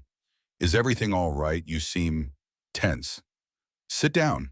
Victor's eyebrows rose at her tone, but he moved toward his usual chair. That's when he noticed Mason standing silently by the door. What's the janitor doing here? Confusion and the first flicker of alarm crossed his features. Caroline's smile was razor sharp. Mr. Carter isn't here as maintenance staff today. He's here as my security consultant. Victor froze halfway to his seat. Security consultant, I don't understand. Sit. Down. Each word precise, commanding. Victor lowered himself into the chair, his confident facade beginning to crack. Caroline, what's this about? In answer, she pushed the external drive toward the center of the table. 3 years of financial fraud, money laundering through our charitable foundation, and digital impersonation. That's what this is about. The color drained from Victor's face, but he recovered quickly. That's a serious accusation, and completely unfounded. Is it? Caroline leaned forward. We have transaction records, Victor. Access logs showing you used my credentials to approve fraudulent transfers. IP traces from the boardroom computer, this very room, where you conducted your business while I was in meetings you arranged. Victor's eyes darted to Mason, then back to Caroline. We, you, and the maintenance man. This is absurd. He forced a laugh that didn't reach his eyes. If you had actual evidence, you'd have brought the authorities, not the janitor. Mason spoke for the first time, his voice steady. The authorities have copies of everything. So do several secure off-site locations. This meeting isn't about gathering evidence, Mr. Lang. It's about giving you a chance to explain yourself before your arrest. The calculated bluff hit its mark. Victor's confidence wavered visibly. You're making a mistake, he insisted, but his voice lacked conviction. Whatever you think you found has been misinterpreted. Caroline activated the conference room screen with a remote displaying the first of many incriminating documents. These offshore accounts in the Cayman Islands, registered to shell companies that trace back to your brother-in-law's law firm. Coincidence. Victor's jaw tightened. Business relationships are complex. These access logs, Caroline continued, advancing to the next slide, showing my digital signature approving transactions I never saw, all processed during your weekly strategy sessions. Another coincidence. Each piece of evidence landed like a physical blow. Victor's posture deteriorated from confident executive to cornered animal. His eyes darted around the room, calculating escape routes, possibilities for denial. Who else is involved, Victor? Caroline pressed. Is it just you, or should I be looking at other members of my executive team? Victor's laugh was brittle. You think I'd tell you that? You think you can just walk in here with your pet janitor and I'll confess everything? Actually, Mason interjected calmly, that's exactly what's happening. Victor turned his glare toward Mason. You have no idea who you're dealing with. Do you know who I am? What I'm capable of? A thief in an expensive suit, Mason replied evenly. And yes, we have a pretty good idea what you're capable of, including sending men to follow us yesterday.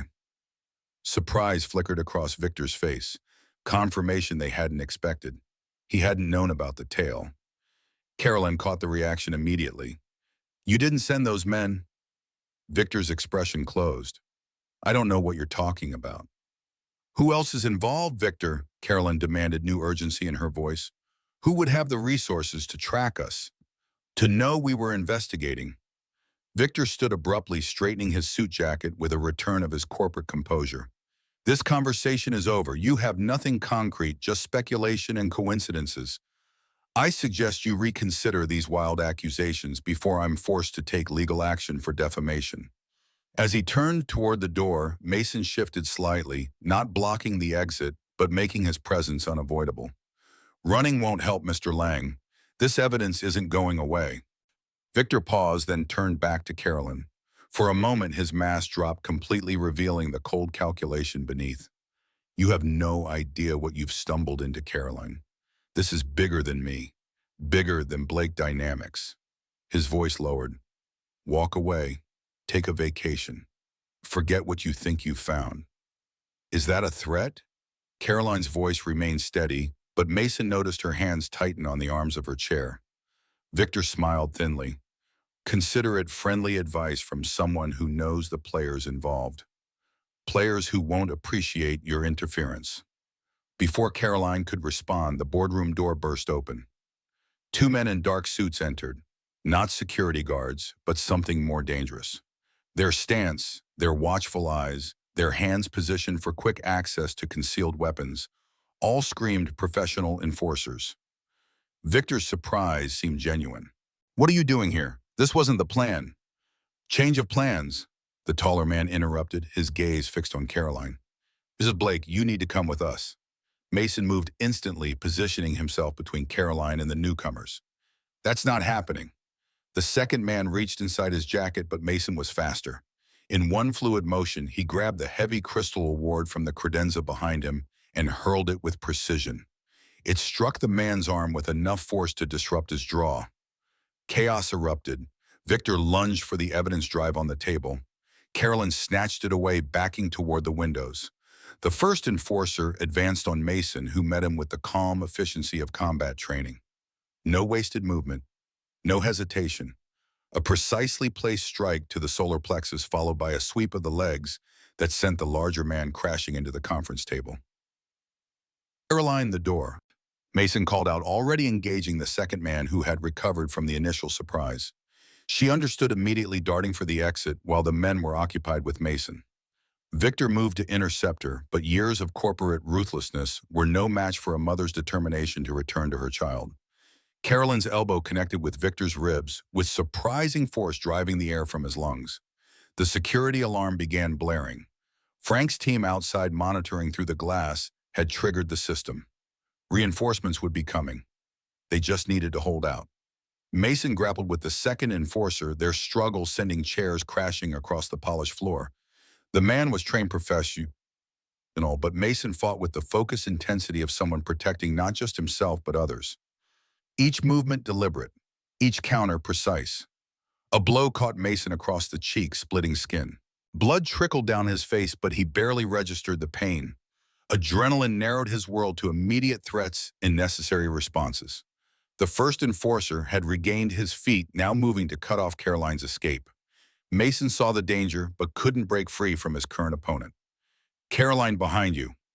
She turned just as the man reached for her, the external drive clutched protectively against her chest. With nowhere to retreat, Caroline did the unexpected. She attacked. Her designer heel drove down onto the man's instep with targeted precision, followed by a knee strike that suggested self-defense training at some point in her corporate ascent. The momentary advantage gave Mason the opening he needed. Breaking free from his opponent with a practiced twist, he crossed the room in 3 strides and delivered a devastating right hook to the first enforcer's jaw. The man crumpled unconscious before he hit the ground. "Go," Mason urged, already turning to face the remaining threat. "Get to Frank's team outside." Carolyn hesitated, unwilling to leave him. "Go," he repeated. "The evidence is what matters." Understanding the strategic necessity, she ran for the door. Victor, recovered from her earlier blow, moved to intercept her once more. "You're not taking that drive anywhere," he snarled, desperation erasing his executive veneer. Carolyn didn't slow. "Watch me." Their collision sent both stumbling, but Caroline maintained her grip on the precious drive. As Victor reached for her again, the boardroom door burst open. Frank's security team flooded in, weapons drawn, professional focus evident in their coordinated movements. On the ground now, the command brooked no argument. Victor froze, calculating his options and finding none. The second enforcer, seeing the odds shift dramatically, raised his hands in surrender. Mason straightened, breathing heavily, blood dripping from his split cheek. His eyes sought Caroline's across the chaos of the overturned boardroom. Their gazes locked, a moment of connection amid destruction. "You okay?" he asked simply. She nodded, clutching the evidence drive like a lifeline. "Thanks to you." Building security arrived moments later, followed by local police responding to the alarm. The controlled corporate environment had descended into crime scene chaos. Statements taken, evidence, secured, suspects detained. Victor and his accomplices were led away in handcuffs, the COO's tailored suit incongruous with his new status as criminal suspect. As he passed Mason, Victor paused momentarily. "You have no idea what you've done," he murmured. "This goes beyond corporate fraud. There are people who won't let this stand." Mason met his gaze steadily. "Threats sound hollow when you're wearing handcuffs." Hours later, after police statements and preliminary discussions with FBI agents who arrived with surprising speed, Mason and Caroline found themselves alone in her office. The adrenaline had faded, leaving exhaustion in its wake. Caroline sat behind her desk, the familiar trappings of corporate power surrounding her. Mason occupied a visitor's chair, an ice pack pressed to his swollen cheek. "The FBI agents said they've been investigating Victor for months," Caroline said, breaking the contemplative silence. "Apparently our charitable foundation wasn't his only laundering operation." Mason nodded. "That explains the quick response. But not who sent those men to follow us yesterday." Caroline's brow furrowed with concern. If Victor was surprised by their appearance, then someone else is involved. Mason finished her thought. Someone with resources. The implication hung between them. This wasn't over. The confrontation in the boardroom had been just one battle in a larger war they didn't fully understand yet. Caroline's phone chimed with an incoming message. "It's David. He's bringing the children back from Sandra's." Relief softened her features momentarily before concern returned. "But if we're still being watched, we'll protect them," Mason assured her, his voice carrying absolute conviction. Both of them. The simple promise, "we not I," spoke volumes about how their relationship had evolved in the space of 48 hours. from strangers divided by social hierarchy to allies united by shared purpose. Carolyn studied him across the expanse of her desk, this maintenance man with his split cheek and unwavering resolve. In her world of corporate alliances and strategic partnerships, trust was a commodity rarely exchanged without careful calculation. Yet here she sat trusting this man with not just her company's future, but her daughter's safety.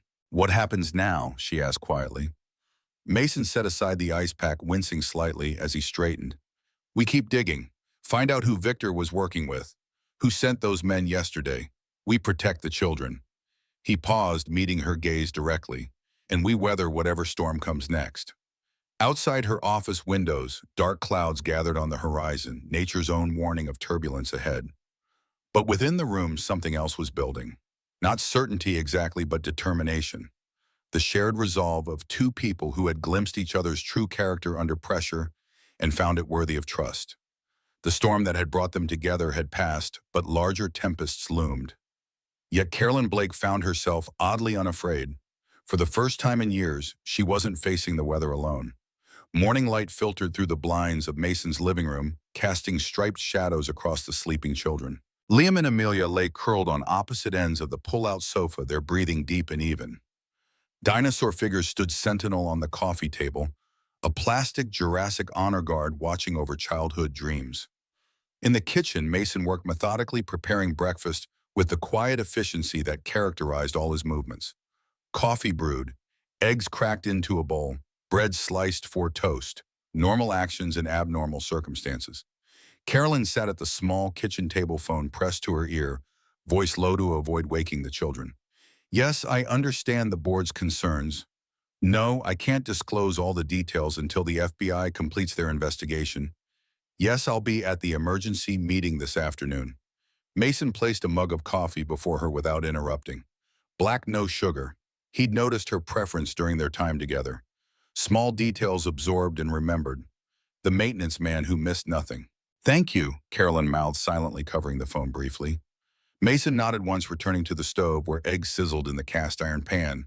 "I assure you the company's interests remain my highest priority," Carolyn continued, corporate diplomacy coating her words despite the exhaustion shadowing her eyes. "This situation will be resolved quickly and transparently." She ended the call with a psh, setting the phone face down on the table as if to physically distance herself from its demands.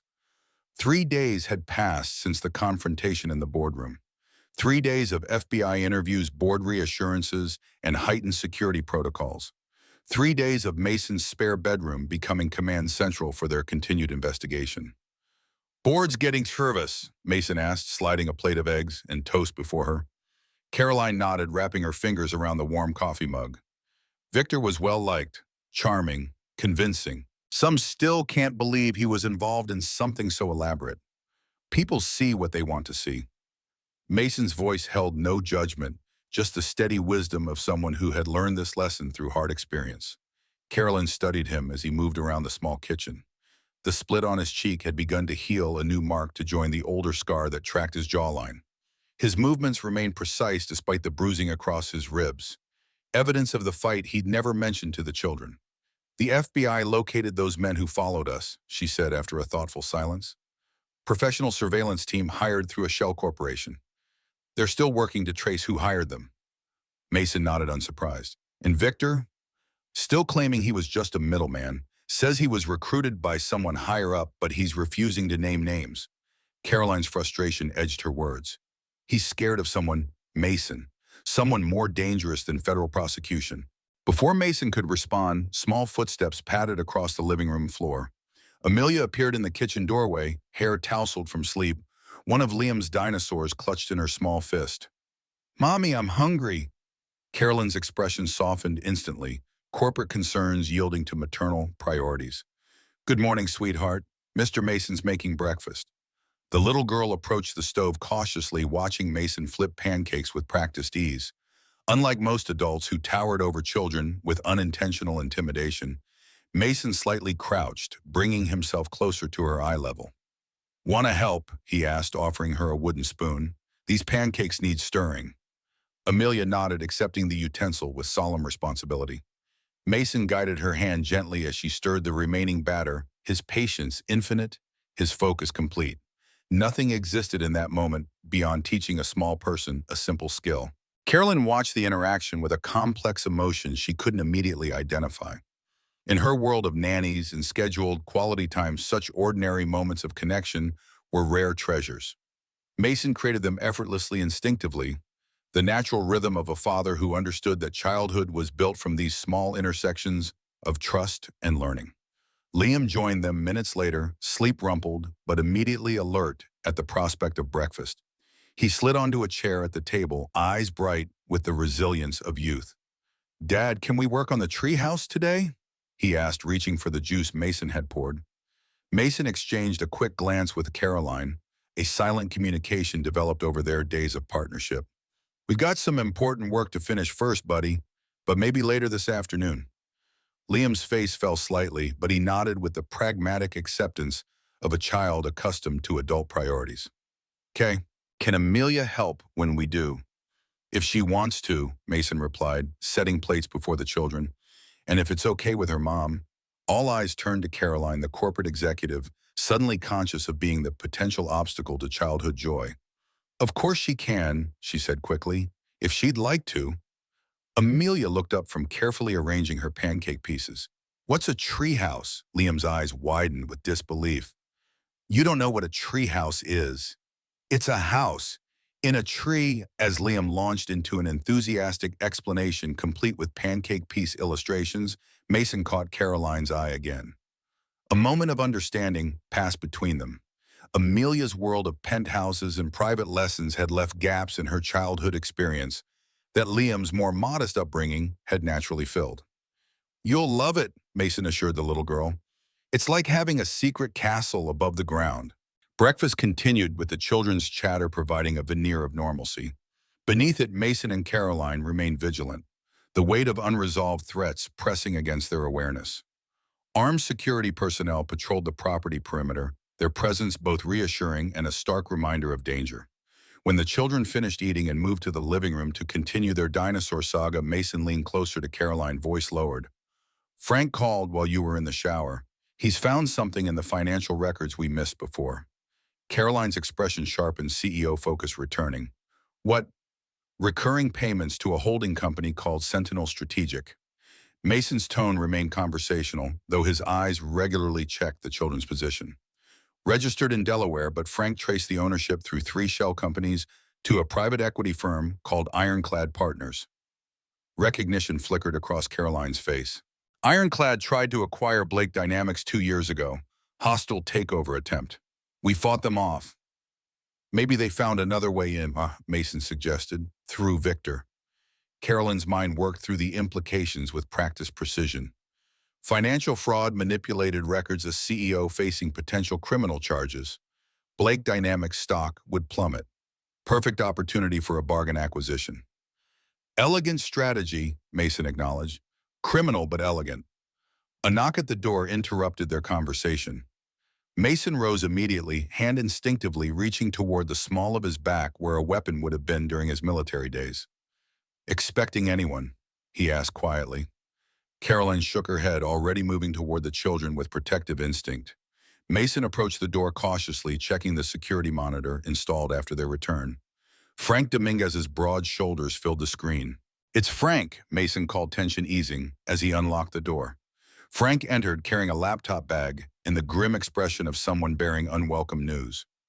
"Morning, folks. Got something you need to see." The adults retreated to Mason's bedroom-turned-office, while the children remained engrossed in their play. Frank opened his laptop on the desk, pulling up financial records and news articles with rapid efficiency. "Ironclad Partners isn't just a private equity firm," he explained, gesturing toward the screen. "They're a front. Multiple government contracts, shell companies in 7 countries, former intelligence officers on the payroll. They're into something a lot more profitable than corporate acquisitions." "Like what?" Carolyn asked, leaning closer to the screen. "Like selling proprietary technology to foreign governments." Frank pulled up another document, a heavily redacted government report. "Got this from a contact at the DOI. Ironclad's been under investigation for years, but they're careful. Professional, no direct evidence." Mason studied the information with tactical assessment, and they wanted Blake Dynamics because, "Your advanced semiconductor division," Frank replied, looking at Caroline. "Your new processing chips have dual-use applications, civilian and military, worth billions on the international market." Caroline's breath caught as the pieces aligned. Victor wasn't just embezzling, he was positioning the company for takeover so Ironclad could access our technology and sell it to the highest bidder, Mason concluded. Explains why he's so afraid to name names. These aren't ordinary businessmen. Frank nodded grimly. The men who followed you at the mall, professional contractors. Ex-military, probably special forces. Ironclad uses them for operations they want kept quiet. The implications settled heavily in the room. This wasn't merely corporate fraud. It was international arms trafficking, technology theft, potentially even treason. "We need to take this to the FBI, Caroline said, the corporate executive yielding to the responsible citizen. "Already done," Frank assured her. "My DOJ contact is briefing the special agent in charge as we speak. But there's more." He hesitated, glancing at Mason. "Ironclad knows where you are. Their surveillance team identified this location before the FBI picked them up." Mason's expression hardened. "Then we need to move, now." "Where?" Caroline asked. "If they found us here—" "I have a place," Frank interrupted. "Cabin in the Berkshires. Off-grid, defensible, stocked for emergencies. No digital footprint." Mason nodded, already calculating logistics. "How soon can we leave?" 20 minutes, Frank replied. "Transportation's arranged. Clean vehicles switched twice in row." Caroline's gaze drifted toward the living room where children's laughter provided counterpoint to their grave discussion. "I should call my sister again." "No calls," Frank cut in. "Not even secure lines. These people have resources beyond ordinary corporate espionage. The fewer electronic traces, the better." Mason placed a hand on Caroline's shoulder, a brief anchoring contact. "The children will be safer with us. We can protect them better than anyone else right now." She nodded, drawing strength from his certainty. "Then we leave in 20 minutes. Preparation was efficient, practiced. Mason packed essentials with military precision while Caroline gathered the children's things. No explanations beyond surprise adventure for Liam and Amelia, who accepted the sudden departure with the adaptability of youth. Frank oversaw security arrangements, coordinating with his team through encrypted communications. Professional, methodical, thorough. 19 minutes later, they left through the back door. Two nondescript SUVs waited in the alley, one for Frank's security personnel, one for Mason, Caroline, and the children. No corporate luxury vehicles, no recognizable profiles, just anonymous transportation designed to blend rather than impress. As they pulled away, Mason caught Caroline's gaze across the back seat where they flanked the children. A silent acknowledgement passed between them. Leaving meant abandoning the known for the uncertain, but sometimes safety required movement rather than fortification. The journey unfolded according to Frank's careful planning. Vehicle switches in crowded shopping centers, indirect routes through back roads.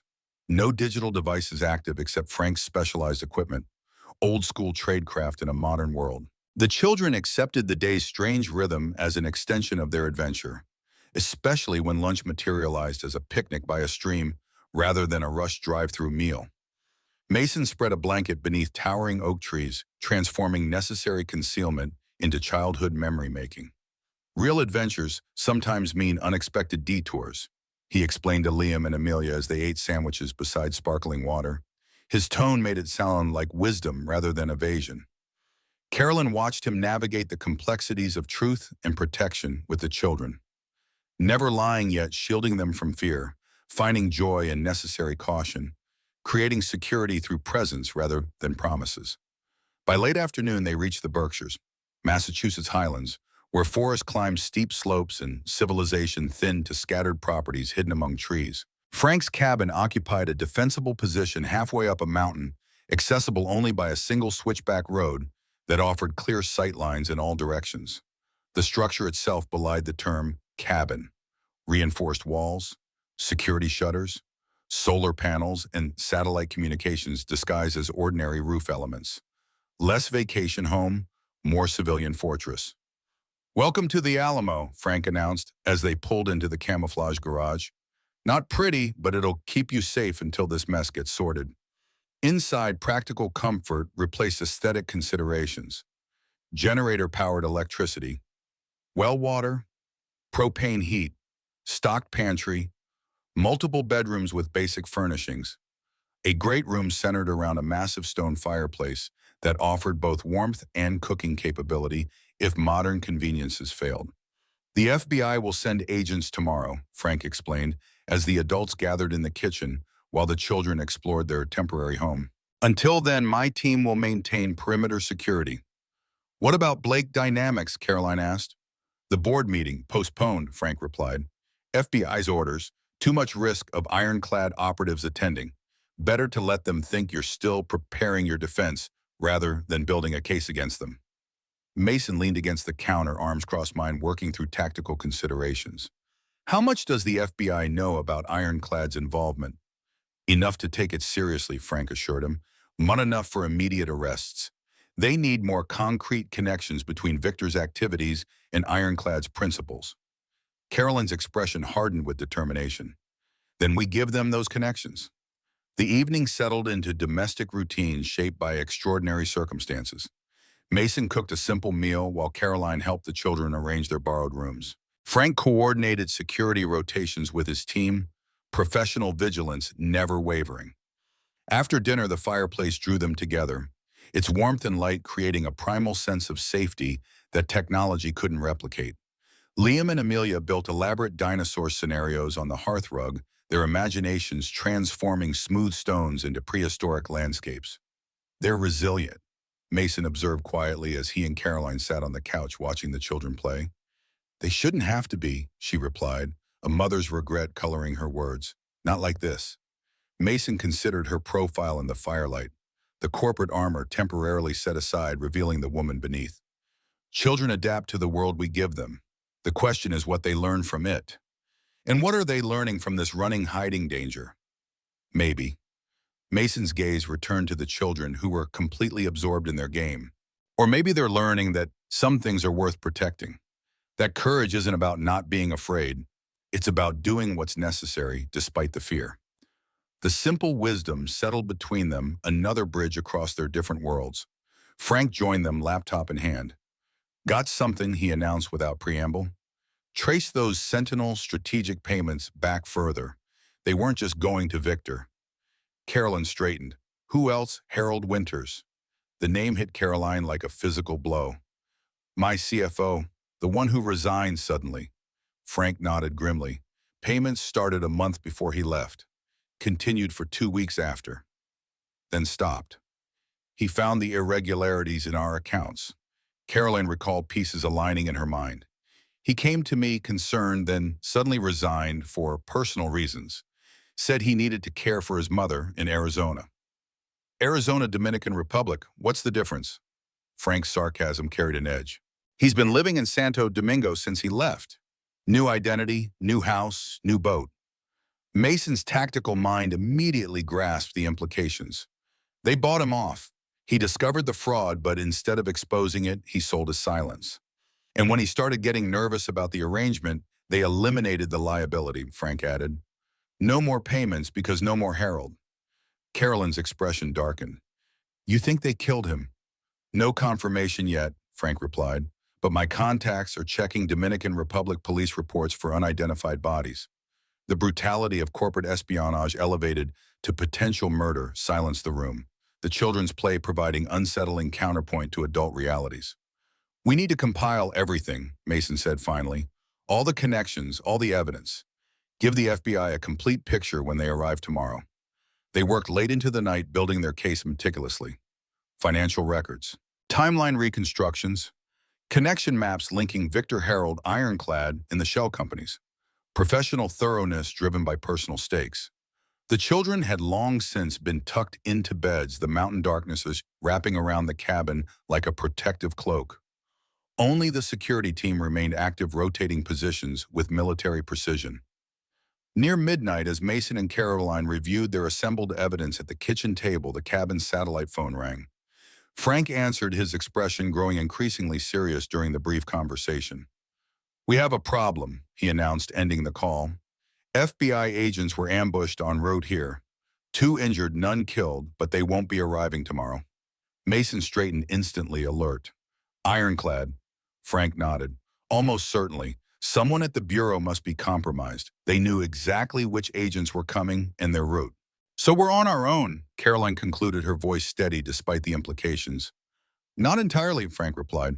My team's still here and the Bureau's sending another detail, flying them in to avoid predictable roads. But they won't arrive until tomorrow night at earliest. Mason checked his watch. That gives Ironclad at least 24 hours to find us if they know we're here. Do they? Caroline asked. Frank's expression provided answer enough. We have to assume they're looking, and they have resources we can't match. Then we prepare, Mason said simply, the soldier emerging from beneath the maintenance man's exterior. Defensive positions, evacuation routes, contingencies. The night passed in vigilant preparation. Mason and Frank secured the cabin's approaches, established fallback positions, verified equipment functionality. Caroline alternated between helping with security measures and checking on the sleeping children, corporate strategist and protective mother in equal measure. Dawn broke clear and cold over the mountain's sunlight filtering through autumn leaves like stained glass. Mason stood on the cabin's porch, scanning the surrounding forest with practiced awareness. The world's beauty remained undiminished by human threats, a reminder that some things persisted regardless of mankind's complications. Carolyn joined him, two steaming mugs in hand. She offered one silently, the simple gesture carrying the weight of shared purpose. Frank's team reported movement on the access road, she said after a moment. Still 5 miles out, but approaching. Mason nodded unsurprised. How many? 3 vehicles, unknown occupants. They stood side by side watching the sunrise paint the distant ridgeline golden, an incongruous moment of beauty amid tactical calculations. The children, Mason asked. Still sleeping. Frank's preparing the basement safe room just in case. Mason took a sip of coffee, the hot liquid grounding him in the present moment. If it comes to that, you'll stay with them. Not a question, not quite an order, a statement of what must be. Carolyn's spine straightened with familiar determination. And you, I'll make sure no one reaches that safe room. The simple declaration hung between them. The maintenance man's promise to stand between her children and danger. No grandstanding, no dramatic vows, just the quiet certainty of a man who understood his role in the unfolding scenario. Caroline studied his profile against the morning light. The strong jawline, the healing cut on his cheek, the vigilant eyes that missed nothing. In her world of corporate maneuvering, promises were negotiating positions. In Mason's world, they were unbreakable contracts written in character rather than legal language. Why are you doing this, Mason? She asked finally. This isn't your fight. Blake Dynamics isn't your company. The technology theft doesn't affect you personally. Mason turned to meet her gaze, his expression unguarded in the early light. Some things transcend personal interest. Some lines can't be crossed without response. That's very noble, but it's not nobility, he interrupted gently. It's necessity. If people like Ironclad succeed, if they can steal technology, threaten families, corrupt officials without consequences, then what world are we leaving for our children? The question silenced her corporate pragmatism. Beyond balance sheets and legal strategies lay the fundamental question of what kind of world they were building, not just for shareholders, but for Liam and Amelia. Frank emerged from the cabin's satellite phone in hand, expression grim. Got confirmation on those vehicles. Not local, not law enforcement.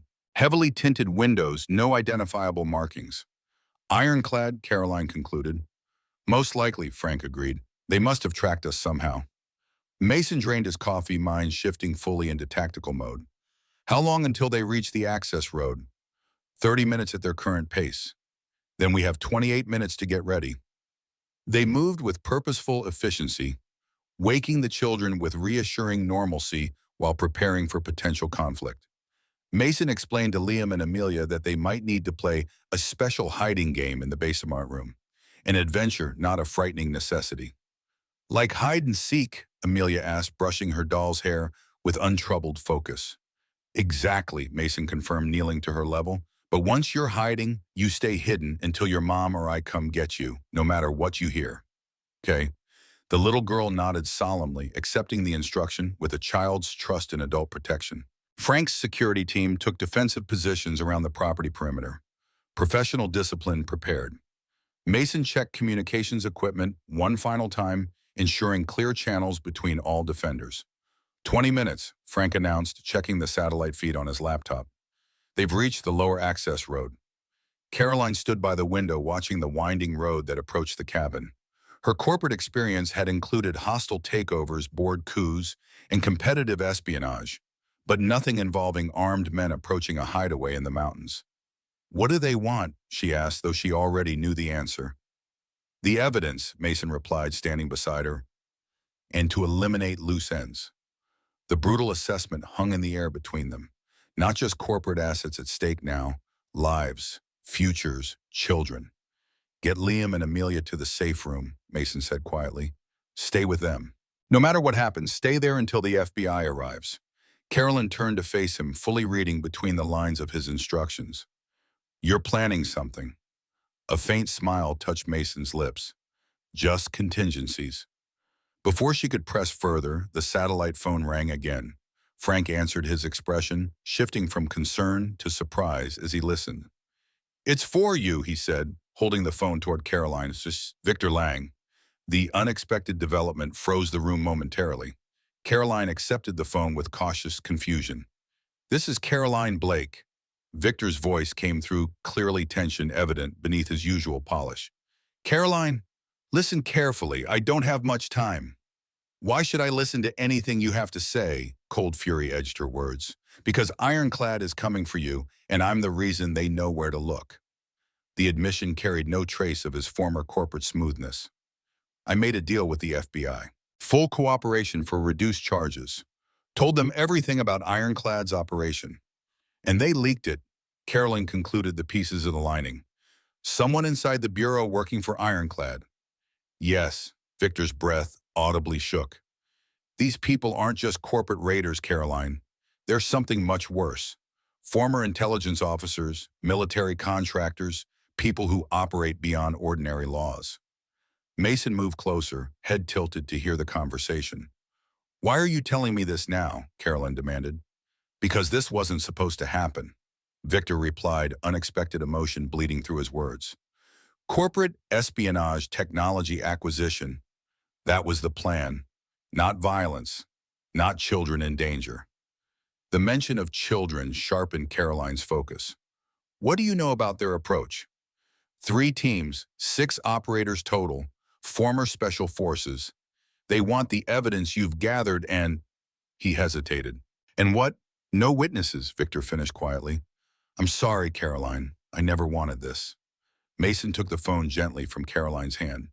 "Mr. Lang, this is Mason Carter." A pause, then recognition. "The maintenance man." "Listen carefully," Mason continued, ignoring the designation. "You owe Caroline and those children a chance. What vehicles are they driving? What equipment do they have? How are they approaching the property?" Victor's response came without hesitation. Tactical details delivered with unexpected precision. Mason listened intently, mentally mapping the approaching threat against the cabin's defensive capabilities. 15 minutes out, Frank reported from his laptop. Mason ended the call with a terse acknowledgement to Victor. "Get the children to the safe room," he instructed Carolyn. "Frank, reposition your team based on this new intel. They'll split into 3 approaches. Main Road, East Ridge, West Drainage." As Frank relayed the adjusted defensive plan to his team, Mason turned to Carolyn. The corporate executive had been replaced by the protective mother. Determination hardening her features, fear for her child evident only in the tightness around her eyes. "This isn't a corporate takeover," Mason said quietly. "These are trained operators coming to eliminate evidence and witnesses. The FBI won't arrive in time. We need to evacuate." "How?" Carolyn asked. "If they're watching all approaches—" "There's an old logging trail behind the property," Frank interrupted, rejoining him. "Steep, overgrown, but passable with the right vehicle. I've got a modified Jeep in the equipment barn." Mason nodded. "We take the children out that way while your team creates a diversion at the main approach." "My team stays," Frank confirmed grimly. "Hold them as long as possible. Give you time to reach the secondary location."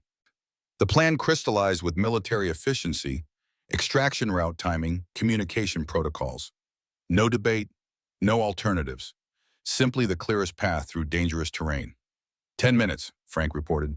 You need to move now. Carolyn gathered the children with calm urgency, explaining they were going for a special jeep ride through the forest. Adventure framing necessity. Liam and Amelia responded with excitement rather than fear, trusting the adults who had become their unified protective force. As Frank's team prepared for defensive engagement, Mason loaded essential supplies into the waiting jeep. Water, food, medical kits, satellite communication equipment. Practical necessities for uncertain circumstances. Caroline secured the children in the jeep's back seat, checking harnesses with meticulous attention. Her designer clothes had long since been replaced by practical attire: jeans, hiking boots, flannel shirt. CEO transformed by circumstance into something more fundamental, more resilient. 5 minutes, Frank announced, handing Mason a satellite phone. This connects directly to my secure network. FBI extraction coordinates are already programmed in. Just follow the route on the GPS. Mason accepted the device with a nod of acknowledgement. No lengthy farewells between soldiers. No emotional displays. Just the shared understanding of necessary sacrifice. Keep them safe, Frank said simply. I will. Mason's response carried the weight of absolute commitment. As he climbed into the driver's seat, Mason caught Caroline's gaze across the vehicle. A moment of silent communication passed between them. Recognition of the journey ahead, both literal and metaphorical. Ready, he asked. She nodded, reaching back to squeeze the children's hands reassuringly. Ready. The Jeep's engine rumbled to life as Mason engaged the modified four-wheel drive. Ahead lay dense forest, steep terrain, and uncertain passage. Behind them, Frank's team prepared to hold off trained operatives with lethal intent. Mason navigated the overgrown logging trail with practiced skill, the vehicle climbing steadily away from the cabin in the approaching threat. The children treated each bump and jolt as part of the adventure, their laughter providing surreal counterpoint to the adults' tense vigilance. Through the trees below, they glimpsed the approaching ironclad vehicles, black SUVs moving with professional precision toward the cabin. The confrontation they were leaving behind. Will Frank and his team be okay? Carolyn asked quietly, watching the vehicles through gaps in the foliage. Mason kept his eyes on the difficult trail. Frank's been in worse situations. He knows what he's doing. The answer acknowledged reality without surrendering hope, the balance Mason maintained in all aspects of his life. As they crested the ridge leaving the cabin and its defenders behind the satellite phone chirped with an incoming message. Mason handed it to Caroline while he navigated a particularly challenging section of trail. It's from the FBI, she reported, reading the encrypted text. New extraction coordinates, change of plans due to compromise. Mason nodded, processing the tactical adjustment. Give me the new location. Carolyn relayed the coordinates, which Mason programmed into the GPS. The revised route would take them deeper into the mountains before descending toward a small regional airport where FBI agents would meet them. The journey continued in focused silence, broken only by the children's occasional questions and the Jeep's engine straining against the rugged terrain. An hour passed, then two. Distance growing between them and immediate danger, but uncertainty remaining their constant companion. As they navigated a steep switchback, the satellite phone chirped again. Caroline checked the message, her expression shifting from concentration to confusion. That's strange, she murmured. It's requesting confirmation of our current position. Mason's tactical instincts flared. The FBI already has our GPS tracking through this phone. They wouldn't need to ask. Understanding dawned in Caroline's eyes. It's not the FBI. No, Tish. Mason's grip tightened on the steering wheel.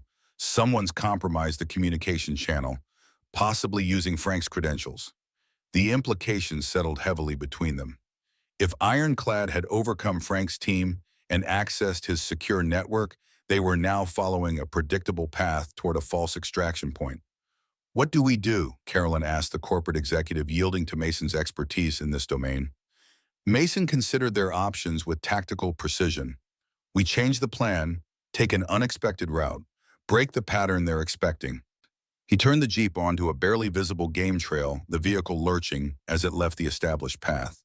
The children squealed with excitement at the increased bouncing, interpreting the evasive maneuver as part of their adventure. Where are we going? Carolyn asked, bracing herself against the dashboard as they navigated the rough terrain. There's a small town about 15 miles north. Mason replied, fully focused on the challenging driving. Riverside, population 800. Local sheriff's office. We can contact the FBI directly from there. The revised route took them through dense forest and across shallow streams, the modified jeep straining against natural obstacles never intended for vehicular passage. Mason drove with the concentrated skill of someone whose life had depended on vehicle handling in hostile terrain. Look, Mom, a deer. Amelia's delighted voice broke through the tension as a white-tailed doe bounded away from their approach. Caroline managed a smile for her daughter's benefit. Yes, sweetheart. Very beautiful.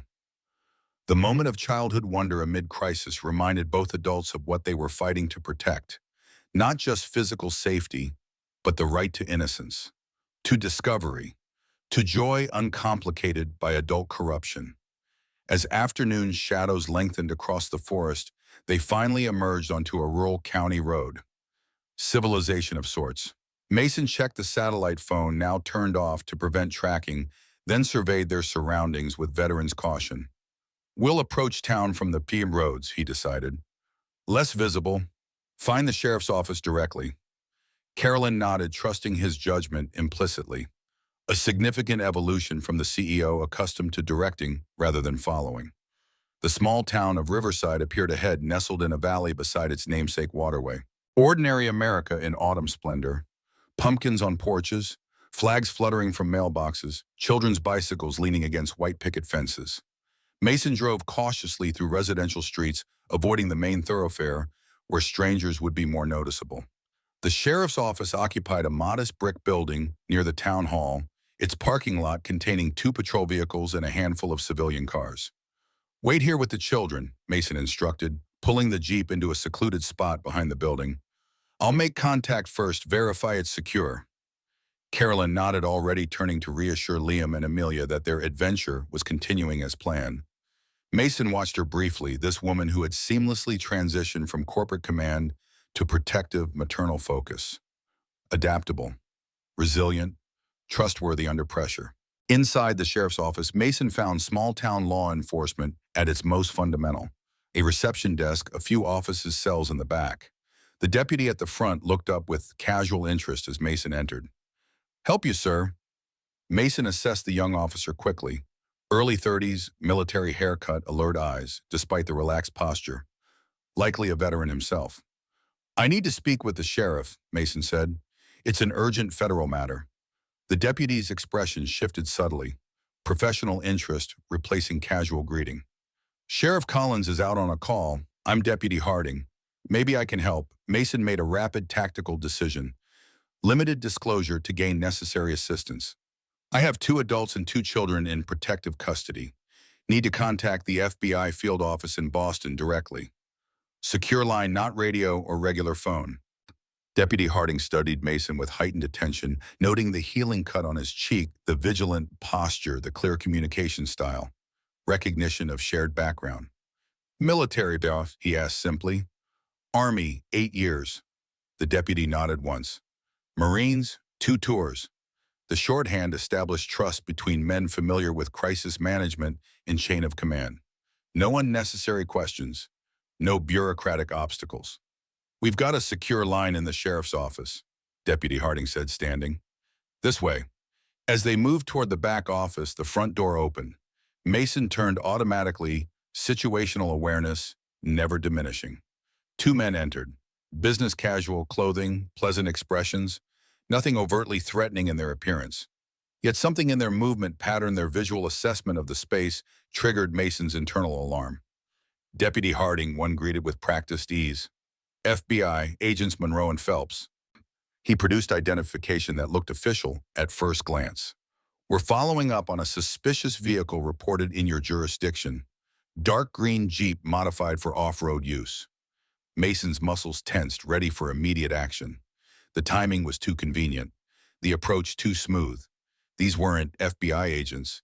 They were ironclad operators, using the most direct method to locate their targets. Deputy Harding, however, seemed to accept their credentials. Haven't seen any vehicle matching that description, but I can check the patrol logs. As the deputy moved toward the computer, Mason caught his eye briefly. A silent communication. Veteran to veteran. Something's wrong. The deputy's hand shifted slightly toward his sidearm, recognition of potential threat registering in his posture. May I see those credentials again, sir? The first agent smiled pleasantly, stepping forward to comply. Of course. Mason moved simultaneously, placing himself between the approaching men in the hallway leading to the back exit and to Caroline and the children in the Jeep beyond. Those aren't Bureau IDs, he stated calmly. Wrong holographic pattern, wrong badge number sequence. The atmosphere in the small office crystallized into dangerous potential.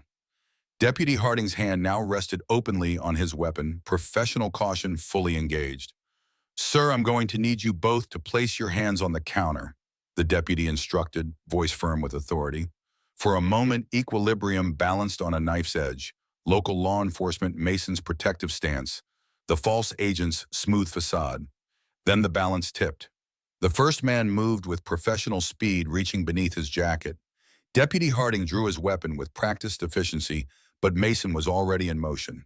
Years of combat training translating into precise action. He tackled the deputy sideways as a suppressed weapon appeared in the false agent's hand. The shot impacted the wall where the deputy had stood seconds before. What followed unfolded with the chaotic precision of close-quarters combat. Mason and Deputy Harding against two trained operatives in the confined space of a small-town sheriff's office. No room for error. No margin for hesitation. Mason used environmental advantages, tipping a filing cabinet to create temporary cover using a chair as both shield and weapon. Not the choreographed violence of action films, but the brutal efficiency of survival fighting. Deputy Harding recovered quickly from the initial surprise, his military training evident in his coordinated response. Together they contained and ultimately subdued the ironclad operatives, one unconscious from Mason's precisely delivered strike, one wounded by the deputy's return fire. There will be others, Mason warned, as Deputy Harding secured the prisoners. These were just the advance team. The deputy nodded grimly, already reaching for his radio to call for backup. County tactical response is 20 minutes out. State police, maybe an hour. We don't have 20 minutes, Mason replied, moving toward the back exit. I need to get the civilians to safety now. Understanding the priority of protecting innocents, Deputy Harding made a quick decision. Take my personal vehicle. Blue pickup in the back lot. Keys are in my desk drawer. I'll call ahead to Sheriff Collins. He's got a hunting cabin off Highway 16. Isolated, defensible. You can hole up there until proper federal agents arrive. The offer of personal transportation and shelter, one veteran trusting another with his own resources, spoke to a code that transcended official protocols.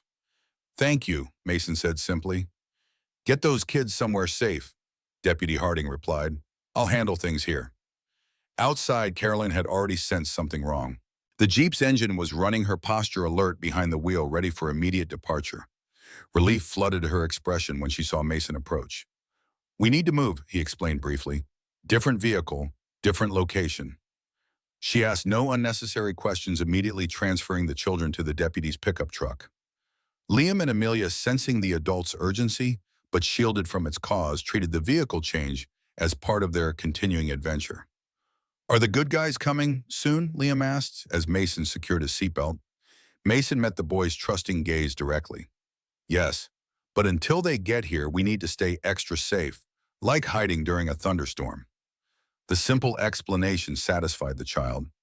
Danger acknowledged but contextualized in terms he could understand without fear. They left Riverside via back roads, Mason navigating according to Deputy Harding's hastily sketched directions. The sheriff's hunting cabin lay 10 miles beyond the town limits, accessed by a private drive that would be difficult to find without specific knowledge. What happened in there? Carolyn asked quietly once the children were engrossed in counting animals spotted through the windows. Ironclad operators, Mason replied, keeping his voice equally low. Using FBI cover. They're tracking us systematically. Carolyn processed this with remarkable composure given the circumstances. And Frank, Mason's expression tightened. No word. We have to assume they've compromised his communication network. The implications settled between them. Allies potentially lost safety, temporarily secured but increasingly uncertain. Yet neither yielded to despair. Both had weathered personal storms that taught the same essential lesson: keep moving forward one step at a time. Sheriff Collins's cabin appeared ahead, a sturdy structure of logs and stone nestled against a rocky hillside, more substantial than vacation accommodation. less visible than permanent residents. Defensible position, limited approaches, good sight lines. Mason parked the truck behind the cabin, using the structure itself as visual cover from the access road. "Stay here until I check the interior," he instructed Caroline, who nodded without argument. The cabin proved secure, solid construction, basic amenities, clearly the retreat of someone who valued self-sufficiency. Mason signaled the all clear, and Caroline brought the children inside, maintaining the adventure narrative that had sustained them through danger they didn't comprehend. As afternoon faded toward evening, Mason secured the perimeter, while Caroline settled the children with snacks and games found in the cabin's sparse but thoughtful provisions. Practical tasks, creating normalcy amid extraordinary circumstances. "How long do we wait here?" Caroline asked as they stood in the cabin's small kitchen, preparing a simple meal from canned goods. Mason checked his watch, a practical timepiece rather than the status symbol Caroline's executives typically wore. "Deputy Harding will have contacted legitimate FBI agents by now. They'll need time to mobilize, verify our location, establish secure approach. 6 hours minimum." Carolyn absorbed this assessment with the same steady focus she'd bring to a complex business challenge. "And if Ironclad finds us before then?" Mason's gaze shifted briefly to the children now engaged in a board game by the fireplace. Liam explaining rules to Amelia with earnest patience. Innocence preserved through adult vigilance. "We have defensive advantages here," he replied. "Limited approaches, good visibility, solid structure." The tactical assessment delivered without embellishment or false reassurance. As darkness settled over the mountains, Mason completed final security checks. Approaches monitored, escape routes confirmed, defensive positions established. Caroline tucked the children into the cabin's small bedroom, their excitement finally yielding to exhaustion after the day's adventure. Alone in the main room, Mason and Caroline found themselves in a moment of relative calm amid ongoing crisis. The fire crackled in the stone hearth, casting warm light against log walls. Outside, nature continued its ancient rhythms. Crickets chirping, leaves rustling, stars emerging in the clear mountain sky. "You should rest," Mason suggested, noting the fatigue evident in Caroline's posture despite her determined focus. "I'll take first watch." She shook her head, moving to stand beside him at the window, where he maintained vigilant observation of the approach road. "I couldn't sleep anyway." They stood in companionable silence. The distance between maintenance man and CEO dissolved by shared purpose and mutual respect forged through crisis. "What happens after this?" Carolyn asked finally. "When it's over, one way or another." Mason considered the question carefully. "Ironclad will face federal investigation. Blake Dynamics will recover. The technology they wanted will be protected." "That's not what I meant." Mason turned to meet her gaze, directly understanding the real question beneath the surface. "You go back to running your company. I go back to maintaining your building. Is that what you want?" Caroline's question carried no corporate calculation, no negotiating position. Simple human inquiry. Mason's expression softened slightly in the firelight. "What I want and what happens aren't always the same thing. I learned that when Sarah died." Carolyn studied his profile. The strength, the scars both visible and hidden, the unwavering resolve that had protected her and the children through extraordinary danger. "It could be different this time," she suggested quietly. Before Mason could respond, headlights appeared on the distant access road, pinpoints of light cutting through mountain darkness. Tactical focus immediately replaced personal consideration. "Vehicle approaching," Mason observed, moving toward the weapon Deputy Harding had provided. "Single unit, moving cautiously." Carolyn shifted instantly from personal connection to protective alertness. "Ironclad." "Possibly." Mason positioned himself strategically, angle providing coverage while minimizing exposure. "Or it could be our FBI extraction." The headlights grew closer, following the winding access road with deliberate progress. Mason studied the approach pattern, assessing threat indicators. "Standard Bureau vehicle profile," he noted. "No tactical approach pattern, maintaining regular speed." Carolyn moved to check on the children, ensuring they remained safely asleep despite the approaching vehicle. When she returned, Mason had shifted position to observe from a different window. "They're stopping at the designated approach point," he reported. "Two individuals exiting the vehicle. Standard Bureau procedure." A handheld radio crackled to life. the emergency communication device Deputy Harding had provided. Sheriff's Cabin, this is Special Agent Roberts, FBI, Boston Field Office. Authentication code Sierra Tango 947, responding to Deputy Harding's notification. Please confirm your status. Mason checked the authentication code against the sequence Deputy Harding had provided. Match confirmed. This is Mason Carter with Caroline Blake and 2 minors. Authentication acknowledged. Approaching cabin now. Affirmative, the agent replied. Myself and Special Agent Lawson only. Hands visible, standard protocol. Mason maintained vigilant observation as the 2 agents approached. Professional, methodical, by-the-book bureau procedure. No tactical red flags, no deception indicators. When they reached the cabin porch, Mason opened the door cautiously, weapons still accessible but not brandished. The agents presented credentials. Proper format, correct holographic patterns, verifiable badge numbers. Mr. Carter, Agent Roberts greeted formally. Ms. Blake, we're here to extract you to a secure location. A full protective detail is establishing perimeter security as we speak. Mason verified their identities with professional thoroughness before allowing them entry. No detail overlooked, no assumption unchallenged. The children's safety permitted no margin for error. What about Frank Dominguez and his team? Carolyn asked as the agents explained the extraction plan.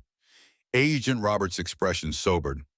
Mr. Dominguez and his personnel are secure. 2 injuries, none critical. They held off the ironclad operators long enough for state police to respond. Relief washed through both Mason and Caroline, and allies' safe sacrifice rewarded with survival. And the evidence? Mason asked. Being processed now, Agent Lawson confirmed. Combined with Mr. Lang's testimony, it's enough to move against Ironclad's principles. Arrests are being coordinated across multiple jurisdictions. The crisis was ending. The system, imperfect but ultimately functional, was responding. Justice delayed but not denied was in motion. As they prepared for extraction, gathering the sleeping children and essential belongings, Mason and Caroline found themselves momentarily alone in the cabin's small kitchen. The agents outside making final security assessments before movement. This isn't over yet, Mason cautioned, ever the pragmatist. Ironclad has resources, connections. Carolyn nodded, accepting the reality without surrendering to fear. I know, but we've done what needed to be done. The rest is in the hands of the proper authorities. Mason studied her face in the dim light, the corporate executive who had become something more through crisis. Stronger, more grounded, more human. Earlier, he said quietly, you suggested things could be different. Carolyn met his gaze directly. I still believe that. Our worlds are very different. They were, she acknowledged, but I'm not sure they are anymore. The simple exchange contained multitudes, recognition of barriers both real and constructed, acknowledgement of connection forged through extraordinary circumstances, possibility of bridges between disparate lives. Before Mason could respond, Agent Roberts called from outside. Vehicles ready. Time to move. They gathered the sleeping children, Liam in Mason's arms, Amelia in Caroline's. Partners in protection. Allies in crisis. Perhaps something more in whatever future awaited beyond immediate danger. As they stepped out into the mountain night, stars spread across the vast sky above. Constant, unchanging witnessing human dramas with cosmic indifference. The same stars visible from penthouse windows and modest porches. The same constellations guiding both corporate jets and pickup trucks. Perhaps Caroline thought as they moved toward the waiting vehicles, their worlds weren't so different after all. Perhaps what mattered most was not the external trappings of success or status, but the internal qualities revealed under pressure. Courage, loyalty, integrity, love. Perhaps the storm that had brought them together had washed away artificial boundaries, revealing the essential humanity beneath. Only time would tell. But for now, they moved forward together, the maintenance man and the CEO unified by shared purpose and mutual respect, carrying precious cargo toward whatever tomorrow might bring. 1 year later, autumn sunlight gilded the maple leaves in front of the porch. No longer Mason's modest house nor Caroline's luxurious penthouse. This was something new, a small farmhouse on the edge of town with a sprawling yard and trees all around. Mason sat on the steps, a steaming mug of coffee in his weathered hands, watching Liam and Amelia collaborate on a dinosaur city made of colorful wooden blocks. The children had grown inseparable over the past year, sharing secrets and imaginary adventures only children truly understand. "Dad," Liam called excitedly. "Look, we made a bridge for the T-Rex," Mason smiled, setting down his coffee. "Excellent engineering, buddy. That's some smart design work." Soft footsteps sounded behind him, and Caroline emerged onto the porch, her hair loose instead of the tight corporate style she once favored. She wore jeans and a sweater, simple attire that a year ago might never have appeared in her wardrobe. "That was the office," she said, settling beside Mason. "The final case against Ironclad just concluded. 15 years for Bernard Ross." Mason nodded, slipping an arm around her shoulders. Justice finally served. The past year had seen many changes. Blake dynamics still existed, but under new leadership. Caroline maintained controlling interest, but had relinquished the CEO position to focus on her new foundation, an organization supporting single-parent families and orphaned children. The work allowed her to balance corporate strength with human compassion in ways her previous role never permitted. Mason now headed the security division of both the company and the foundation, his military and technical expertise finally recognized and properly utilized. No more maintenance work, though he still occasionally fixed things around the office, claiming it helped him think. "Frank's coming for dinner," Carolyn reminded him, leaning against his shoulder. "He's bringing that woman from the Justice Department he's been seeing." "Helen," Mason supplied. "Smart lady." Gave the closing argument in the ironclad prosecution. They sat in comfortable silence watching the children play. The dinosaurs had formed an unlikely alliance with a collection of dolls, creating a civilization that spanned most of the front yard. "Do you ever miss it?" Mason asked quietly. "The corner office, the board meetings, the power." Carolyn considered the question, her fingers intertwining with his. "Sometimes. For about 5 seconds." She smiled, watching Amelia carefully balance a tower of blocks. "Then I remember what really matters." The scars of their ordeal hadn't vanished completely. Occasional nightmares still disrupted sleep. Security precautions remained a part of daily life. But healing had come in unexpected ways, through shared meals, homework help, and a treehouse built by many hands over many weekends. "Sarah would have liked this," Mason said softly, his gaze drifting toward the oak tree where a wooden swing moved gently in the autumn breeze. "This home, these children together." Carolyn squeezed his hand, understanding the weight of his words.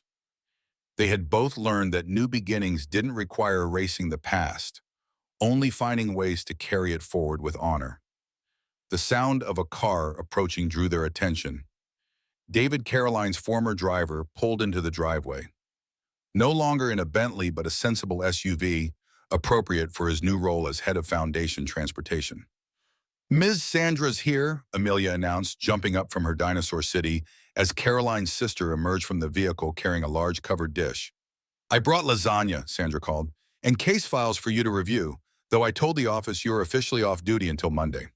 The federal judge had become a regular visitor, her initial skepticism about Mason giving way to genuine respect after witnessing both his testimony during the ironclad trials and his unwavering devotion to the children. As more cars arrived, Frank's truck neighbors bearing side dishes, colleagues who had become friends, the farmhouse came alive with voices and laughter. No security teams patrolling the perimeter now, just people gathering to celebrate another week survived and enjoyed. Later, as dusk settled over the property and outdoor lights illuminated the yard, Mason found Caroline standing alone by the ancient oak tree, gazing up at the emerging stars. "Penny for your thoughts," he said, joining her beneath the branches. "I was just thinking about that storm," she replied. "The night I knocked on your door." Mason nodded, understanding immediately. Some storms destroy, others clear the path forward. Caroline turned to face him, her expression softened by the gentle evening light.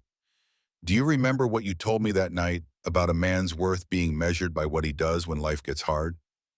"I remember. I think about that every day," she said quietly. "It changed everything for me. How I see success, how I measure value, what I want to teach Amelia." Mason touched her cheek gently, his calloused fingers against her skin, embodying the bridge they'd built between different worlds. "Some lessons come with a high price tag." "Worth every penny," she replied, rising on tiptoes to kiss him. From the porch came the sound of children's laughter and adults' conversation, the symphony of ordinary happiness that had once seemed impossible during those dangerous days. A life neither of them had planned yet somehow perfectly fitted to the people they had become. As they walked back toward the warmth and light of their home, hand in hand, Mason glanced once more at the night getaway. Stars shone with ancient constancy above the changing landscape of human lives. Some things remained eternal. Courage, integrity, the choice to protect what matters most. And sometimes, if you were fortunate, a storm that threatened destruction could instead deliver exactly what you needed most. The person meant to walk beside you through whatever weather might come.